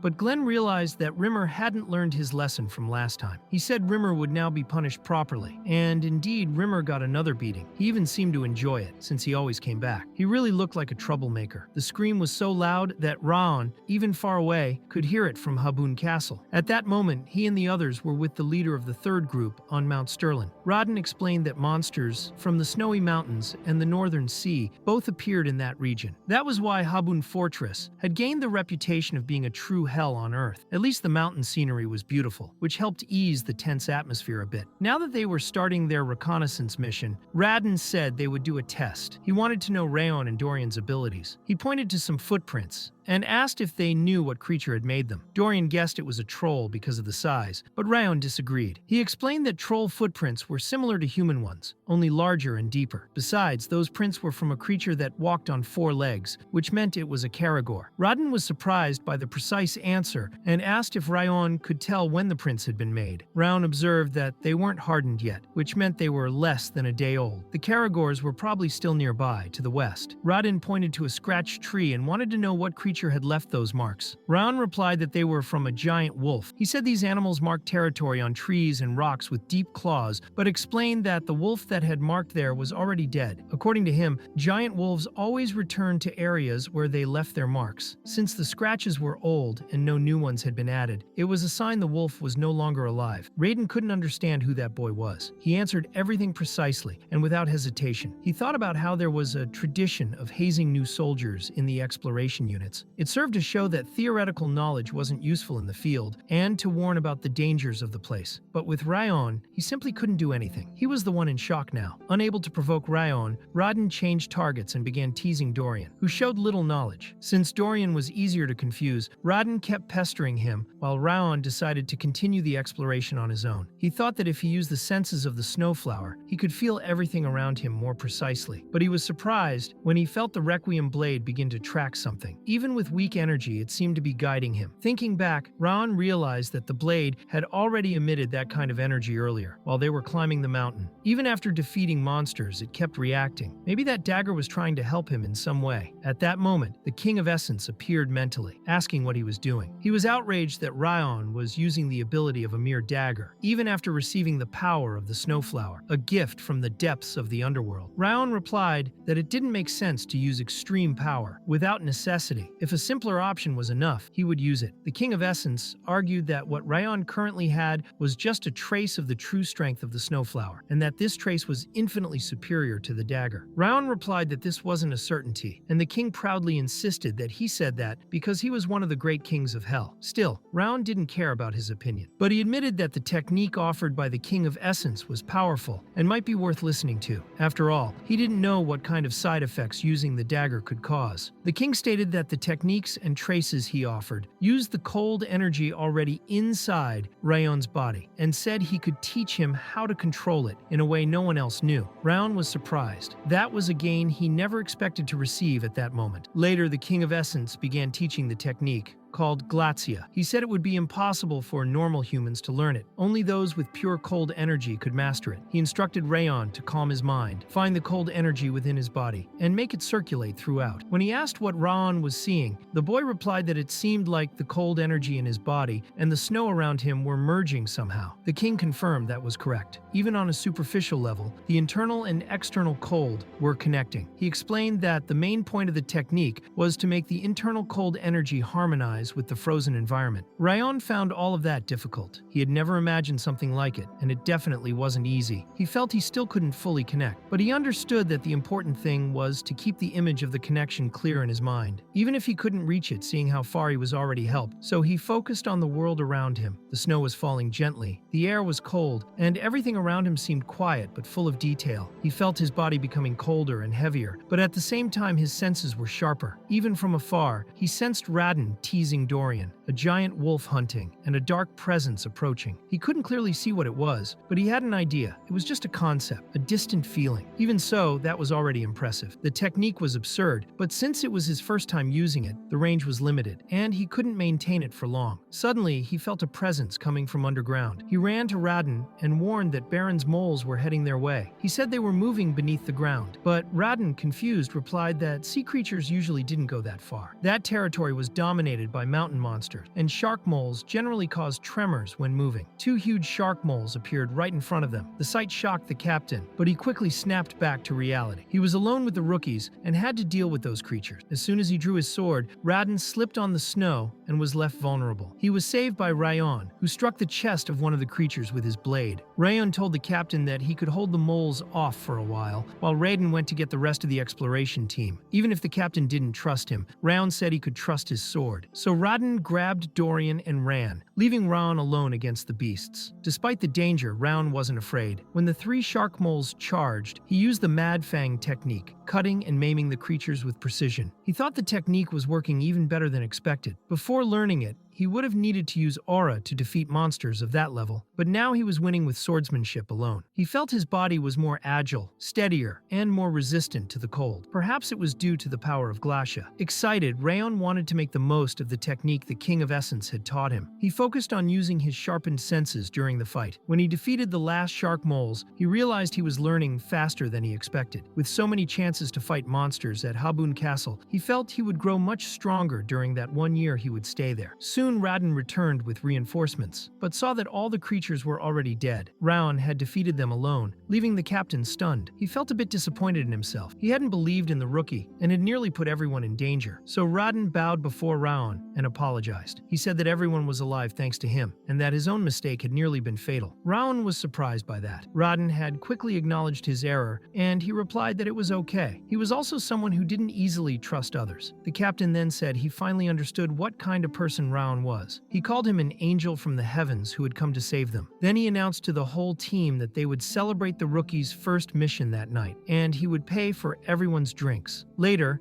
at the Frozen Branch Tavern, Raiden told the story, but many didn't believe it. Looking at Rayon's calm face, it was hard to imagine he had really defeated the shark moles. Meanwhile, Rayon was eating a pineapple pizza. The King of Essence was loving the flavor, but Rayon felt there was something strange about it. Dorian commented that Rayon's tastes were really unexpected. He had tried that pizza earlier but didn't like it. The King of Essence, irritated, asked who that little pig was to judge other people's food. At that moment, Yua appeared, saying the rumors were true. They said the new swordsman was just as handsome as he was talented. She introduced herself and commented that the tavern's menu was quite different. She said they could take a look. Rayon thanked her. The King of Essence thought there was too much variety for a small tavern and was surprised to see they even had mint chocolate ice cream. However, Rayon said he didn't want to try it. Yua explained that the ice cream was special, made with mint harvested nearby, in the Habun forest. The King of Essence mocked Rayon, saying he was ungrateful. He had received a powerful technique and was now pouting over food. Rayon replied that it was fine. He would try the ice cream. When it arrived, one of the group members asked if Rayon had really defeated those 6 shark moles alone, because he didn't look that strong. Another added that it wasn't meant in a bad way, but Rayon's appearance didn't match his strength. Even so, they thanked him, since they were alive thanks to him. Rayon accepted the compliment, saying he didn't think it was that impressive. One of the veterans disagreed, saying that alone was reason enough for a promotion. Dorian agreed, excited to see his young master being praised, though Rayon still wasn't used to that kind of recognition. Then the big mint chocolate ice cream was delivered. Rayon didn't want it, but the King of Essence was eager to try it. In fact, Rayon was only eating it so the king could experience the taste through him. Taking the chance, Rayon brought up a question about Glacia. He asked if there were multiple ways to use it. The King of Essence confirmed. He said Glacia was similar to cultivation techniques used by humans. It wasn't just for detection. It was a technique that manipulated cold energy with efficiency and intensity. Rayon wanted to know if he could use it for attack or defense, and the king replied that it depended on how he managed the ability. He said that maybe, with effort, Rayon could master the technique in a year, learning to extract and release the energy with control. Rayon commented that a year was a long time. The King of Essence replied that it wouldn't be easy, and it would only be possible if he personally trained Rayon. So Rayon teased him, asking if he could teach it in 6 months. The King of Essence thought for a moment. Then Rayon proposed that if he had to learn the mastered Glacia technique in 5 months, the bet should be worth it. The King of Essence accepted. From that moment on, Rayon had 5 5 months to fully master the technique. Then Rayon told Dorian they should head back to the dormitory. However, Yua appeared and said she wanted to give something to Raon. Since he had liked the pineapple pizza, she had used the leftovers to make some pineapple cookies. Raon sincerely thanked her, and the King of Essence thanked her even more enthusiastically. While they were returning to the dormitory, an exploration group was running through the forest with an emergency report. A horde of ice trolls was gathering not far from there. As soon as he received the information, Rodden went to the dormitory to notify them. Dorian was surprised, since their mission had just ended. He asked how there was already another one. Rodden explained there wasn't much choice. It was an urgent situation. Earlier, it had been shown how the report arrived. Tarion had informed his own father, the commander. The 4th exploration group had spotted a horde of trolls. According to Tarion, there were 13 trolls gathered, and reinforcements might be on the way. They needed to defeat the trolls quickly to investigate that part of the forest and understand why the shark moles had come so far inland a few days ago. The commander said he also had a bad feeling about it. That's why he asked the vice commander himself, Tarion, to lead the mission. He should take the command team and the wolf mercenaries, eliminate the trolls, and investigate the area around the northern sea before returning. As for the patrol team, Tarion wanted to bring Team 3. That was because they had received reports about Rayon's performance, having defeated creatures alone on his first mission. Tarion wanted to confirm if it was true. He had heard that Rayon was barely injured while fighting the moles, so he wanted to send him into battle again. Radin remembered that,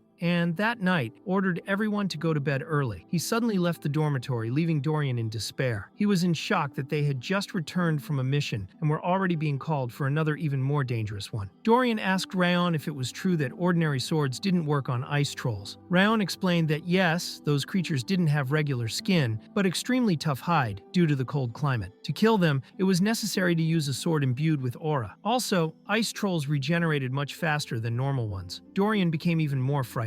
He said he was going to write his will. Rayon tried to calm him down, saying that with his speed, Dorian could defeat a troll. Even so, Dorian remained scared, so Rayon suggested a different method. He said that if Dorian dueled against him, a troll would feel like a harmless creature. They could train together so the fear would pass. Dorian thought about it and said that, on second thought, maybe trolls were weaklings. He wished goodnight and went to sleep. The next morning, Tarion was already organizing everything for the new mission. Rayon noticed that Dorian didn't look too well, but he insisted he was fine. He said anything was better than dueling Rayon. Suddenly, someone else showed up wanting to meet Rayon. It was Beto, the captain of the wolf mercenaries. He said his men were eager to duel Raon, and commented that he didn't know Raon was part of the exploration team. Raon replied politely that it was a pleasure to meet him, and that he hoped they would work well together. Beto said it was just a brief introduction. He would return to take care of his men. He only wanted to introduce himself personally to Raon. As soon as he walked away, the King of Essence commented that he didn't like Beto. He warned Raon not to trust people with snake eyes. From his life experience, he knew that people with that kind of look often betrayed others behind their backs. Raon took the warning seriously. He had also felt something strange when looking into Beto's eyes. He decided he would keep a close watch on that man. Shortly after, Yua appeared again, handing out cookies to everyone who had asked. Everyone treated her with great affection. She was friendly, kind, and seemed to be loved by all. Raon thought that he didn't know exactly who she was, but it felt like she was the mascot of Haben Castle. Yua went out of her way to bring something special to Rayon, a piece of dried meat prepared by her own grandfather. Raon asked why she was giving that to him. She replied that it was because it was his first expedition. Raon sincerely thanked her. Meanwhile, Tarion gathered everyone in lines and began summarizing the mission. There were two main objectives: eliminate the ice trolls and patrol the nearby areas, investigating any clues that could explain the strange events happening in the region. The order was that no one should be seriously injured. It was then that Rayon noticed the Essence King was more serious than usual. The king commented that there was a strange energy coming from one of the mountains. It wasn't very strong, but he could feel it. He said maybe it was nothing. The expedition set off. As they approached the territory affected by trolls, the wolf mercenaries told the scouts to carry their luggage and treat it with care. They warned that otherwise they wouldn't be kind. Rayon asked the captain why they were carrying the attack squad's bags. Redden explained that it was Round's first mission with that group, and that this kind of thing was common. The attack squad claimed they needed to conserve their strength and energy before the fight. Since the scouts weren't combat specialists, they ended up being treated like porters. Radden admitted it was frustrating, but they didn't have much choice. As scouts, they didn't have enough authority there. Even so, things were better than in previous missions, when they had to carry all the equipment even after the combat was over. Radin said he knew it was unfair, and warned Raon not to let them take advantage of him. Ryan thought the whole situation was absurd. While the attack squad rested and prepared themselves, it was the scouts who were risking their lives on the front line, dealing with traps and hidden enemies. And still, they were the ones being mistreated. Ryan had expected more camaraderie on the battlefield, but he had been wrong. Radin explained that things were different when dealing with the attack squad. In fact, they weren't mercenaries as Ryan had initially thought. They were soldiers from the attack squad led by Captain Edequil, a man who believed that kind of treatment was completely normal. Ryan realized that Edequil was the one keeping those toxic traditions alive, and he thought that, in the end, maybe it would be simpler to just crush that guy. Later, Tarion appeared, asking what was going on. They had arrived at the area mentioned in the report, but there was no sign of any creatures. No trolls had been found. He asked Radin if he was sure about what he had seen. Radin replied that yes, he was absolutely certain. He had seen more than 13 trolls gathered in the forest. Edequil commented that this was why the exploration unit should never go out alone, and should always have at least one swordsman with them. Tarion said they could discuss that later, and ordered the exploration team to search for tracks or traces in the area. After hours of searching, no tracks were found. Even with an experienced group, there was no sign of the trolls. Although ice trolls left fewer traces than other creatures, there still should have been something. Rayon then approached Tarion and asked for permission to take a look because he wanted to confirm something. Edequil, however, told him not to be arrogant and to keep his nose out of it. He said the sun was already setting and that Rayon was only delaying everyone. But Tarion told Edequil to be quiet and allowed Rayon to try. Rayon then used Glaxia to expand his senses. Edequil, annoyed, kept trying to interrupt, not stopping talking. Even so, Rayon stayed focused and announced that he had found all the trolls. They were in the frozen valley northwest of Mount Sterling. Edequil was outraged, asking if he thought this was some kind of joke. How could someone know the exact location of the trolls without even looking? Rayon replied confidently that he was sure. He asked what the problem with that was. Edequil said that it wasn't the time for jokes and asked if Rayon would take responsibility for his words. Rayon responded that he wasn't dumb enough to joke around in such a critical moment. Tarion stepped in, saying Edequil was getting too emotional, and asked Rayon how exactly he had found the trolls. Rayon explained that he used a special energy tracking technique, something he had learned from someone extremely experienced in hunting. Edequil mocked the idea, saying it was ridiculous. He claimed the frozen valley was huge, and asked how Rayon could be so precise about the troll's location. He also questioned if Tarion was really going to believe some kid. Tarion acknowledged that technically Edequil was right. The valley was indeed large, but still, Rayon's eyes showed absolute conviction. Those red eyes of the Sieghart bloodline seemed to shout that they were telling the truth. Tarion remembered the hunts in Sieghart territory and the brilliant sword tracking technique of Rimmer Dias. He thought that if Rayon had learned from that man, then the technique must be trustworthy. Suddenly, Beto appeared, saying he was also curious to see that technique in action. He asked Rayon how long it would take to reach the indicated location. Rayon replied that it would take about 30 minutes of walking, plus 10 more to find a good position to start the battle. Beto realized the boy had already thought of the perfect spot to ambush the enemies. He was truly skilled, so Beto told the vice commander they still had 2 hours before returning to base and could try following the plan. Edequil thought Beto was putting too much faith in the newcomer, but Tarion said it was worth trying. He then mobilized all the soldiers toward the direction Rayon had indicated. Tarion explained to Edequil that if night fell, the monsters would attack the castle, and that would be much more dangerous. According to Rayon, they still had time to prevent serious damage. Then Rayon approached and teased Edequil, asking if he still wasn't convinced. To prove his point, Rayon proposed a bet. If he found the trolls, from that moment on, the snow attack squad would have to treat the scout and exploration teams with respect. Additionally, they would be responsible for carrying all the group's equipment and helping with the chores. Edequil wanted to know what would happen if Rayon was wrong. The boy replied that he could do whatever he wanted to him. With that, Edequil accepted the bet, saying Rayon was completely mistaken and should be ready to face defeat. Tarion led the entire troop to the frozen valley. However, someone was watching them from the shadows. It was an enemy who realized that this movement wasn't part of the plan. They weren't supposed to be climbing the mountain, and that changed everything. The spy noticed that, at this rate, the trolls would be ambushed. He concluded that the soldiers knew exactly where the trolls were, which was impossible since he had erased all traces. He knew that if he didn't act, the plan would fail. It was too late to move the trolls, but maybe there was still a way to turn things around. When the castle's troops arrived at the indicated location, they did find the trolls. Edequil was in shock. He couldn't believe that boy had found the monsters from that distance. Rayon then reminded him of the bet. After the battle, the attack team would carry all the luggage. Edequil, annoyed, asked him not to be so arrogant, but Tarion interrupted, saying that was enough. They had work to do. It was hard to believe, but Tarion acknowledged they had found the trolls thanks to Rayon's keen senses, and he had done an excellent job. All the units prepared for battle. Using the advantage of the terrain, they began the attack with arrows while the swordsmen moved forward to bring down the trolls. Rayon observed everything and concluded that the group was made up of veterans. Their movements and formations were efficient, designed to suppress the ice trolls. However, Beto was different. During the fight, there was a strange light in his eyes, something wild, as the blood of his enemies splattered across his face. Dorian noticed that Rayon still hadn't joined the fight, which was strange since he was usually the first to jump in. Rayon explained that his mission was to protect the scouts, and that his true opponent had yet to appear. The trolls were being crushed. They couldn't even fight back. Raiden noticed the battle was going much better than expected. The ambush was perfect. The trolls had no time to recover, and it was all thanks to the rookie, Rayon. Suddenly, a strange pressure filled the battlefield. An ice troll warrior and a shaman appeared. The warrior charged so fast that Raiden couldn't react, but Beto blocked the strike and protected him. Then Tarion appeared to help. The fight intensified, and the group realized the shaman was positioned at a distance, perfectly placed to provide magical support. Tarion warned the units not to let their guard down. He and the attack squad would face the troll warrior, while the scouts had to interrupt the shaman's spells. Raiden ordered them to shoot directly at the shaman, but at that moment, a hooded mage appeared, casting an ice spell. It would have hit the scouts directly if not for Rayon, who blocked the attack with his blade. The hooded mage was surprised to see that child blocking his magic. He commented that they even had a vice commander who understood anti-magic strategy. He admired that. Tarion then stated that he had already suspected the story about the troll tracks disappearing. It was now clear that Eden had been involved from the beginning. The mage, wearing a mammoth mask, revealed himself to be the blue spirit of Eden. The spirit declared that there was no need for surprise, since they would all die soon. With a single spell, he released so much magical pressure that even the veterans dropped to their knees. He stated that for the restoration of his noble plan, everyone from Castle Haben had to die. He then transformed into a troll, but Raon attacked him directly. The spirit was shocked to see Raon moving even under the curse's effect. The boy replied that he had lived his entire life under a much stronger curse than that. He said it was nothing. Then he activated his special technique, the Wild Fang Dance, and explained that those who rely too much on curses lose all their skill in close combat. Edequil realized that the curse had disappeared when the spirit fell. He couldn't believe the boy had broken free on his own, and even defeated the leader. Tarion got up and ordered everyone to finish off the remaining trolls. After the battle, Tarion said that the blue spirit should be ashamed. Even with all that, he hadn't managed to kill a single person. He then wondered why exactly they had been ambushed in that location, and if the spirit still intended to escape. The blue spirit said he didn't want to escape. In fact, he wanted to be killed quickly. He revealed that his mission from the beginning was just to draw the soldiers' attention to that location, splitting the castle's forces. Meanwhile, Castle Haben was facing its final battle. In the distance, explosions could be seen rising from within the walls. Raiden didn't understand how the castle was being attacked so easily. The blue spirit explained that his plan had succeeded, not in the way he had expected, but it still worked. He had drawn the group away and cast a spell to generate a horde inside the castle. He said that at that moment,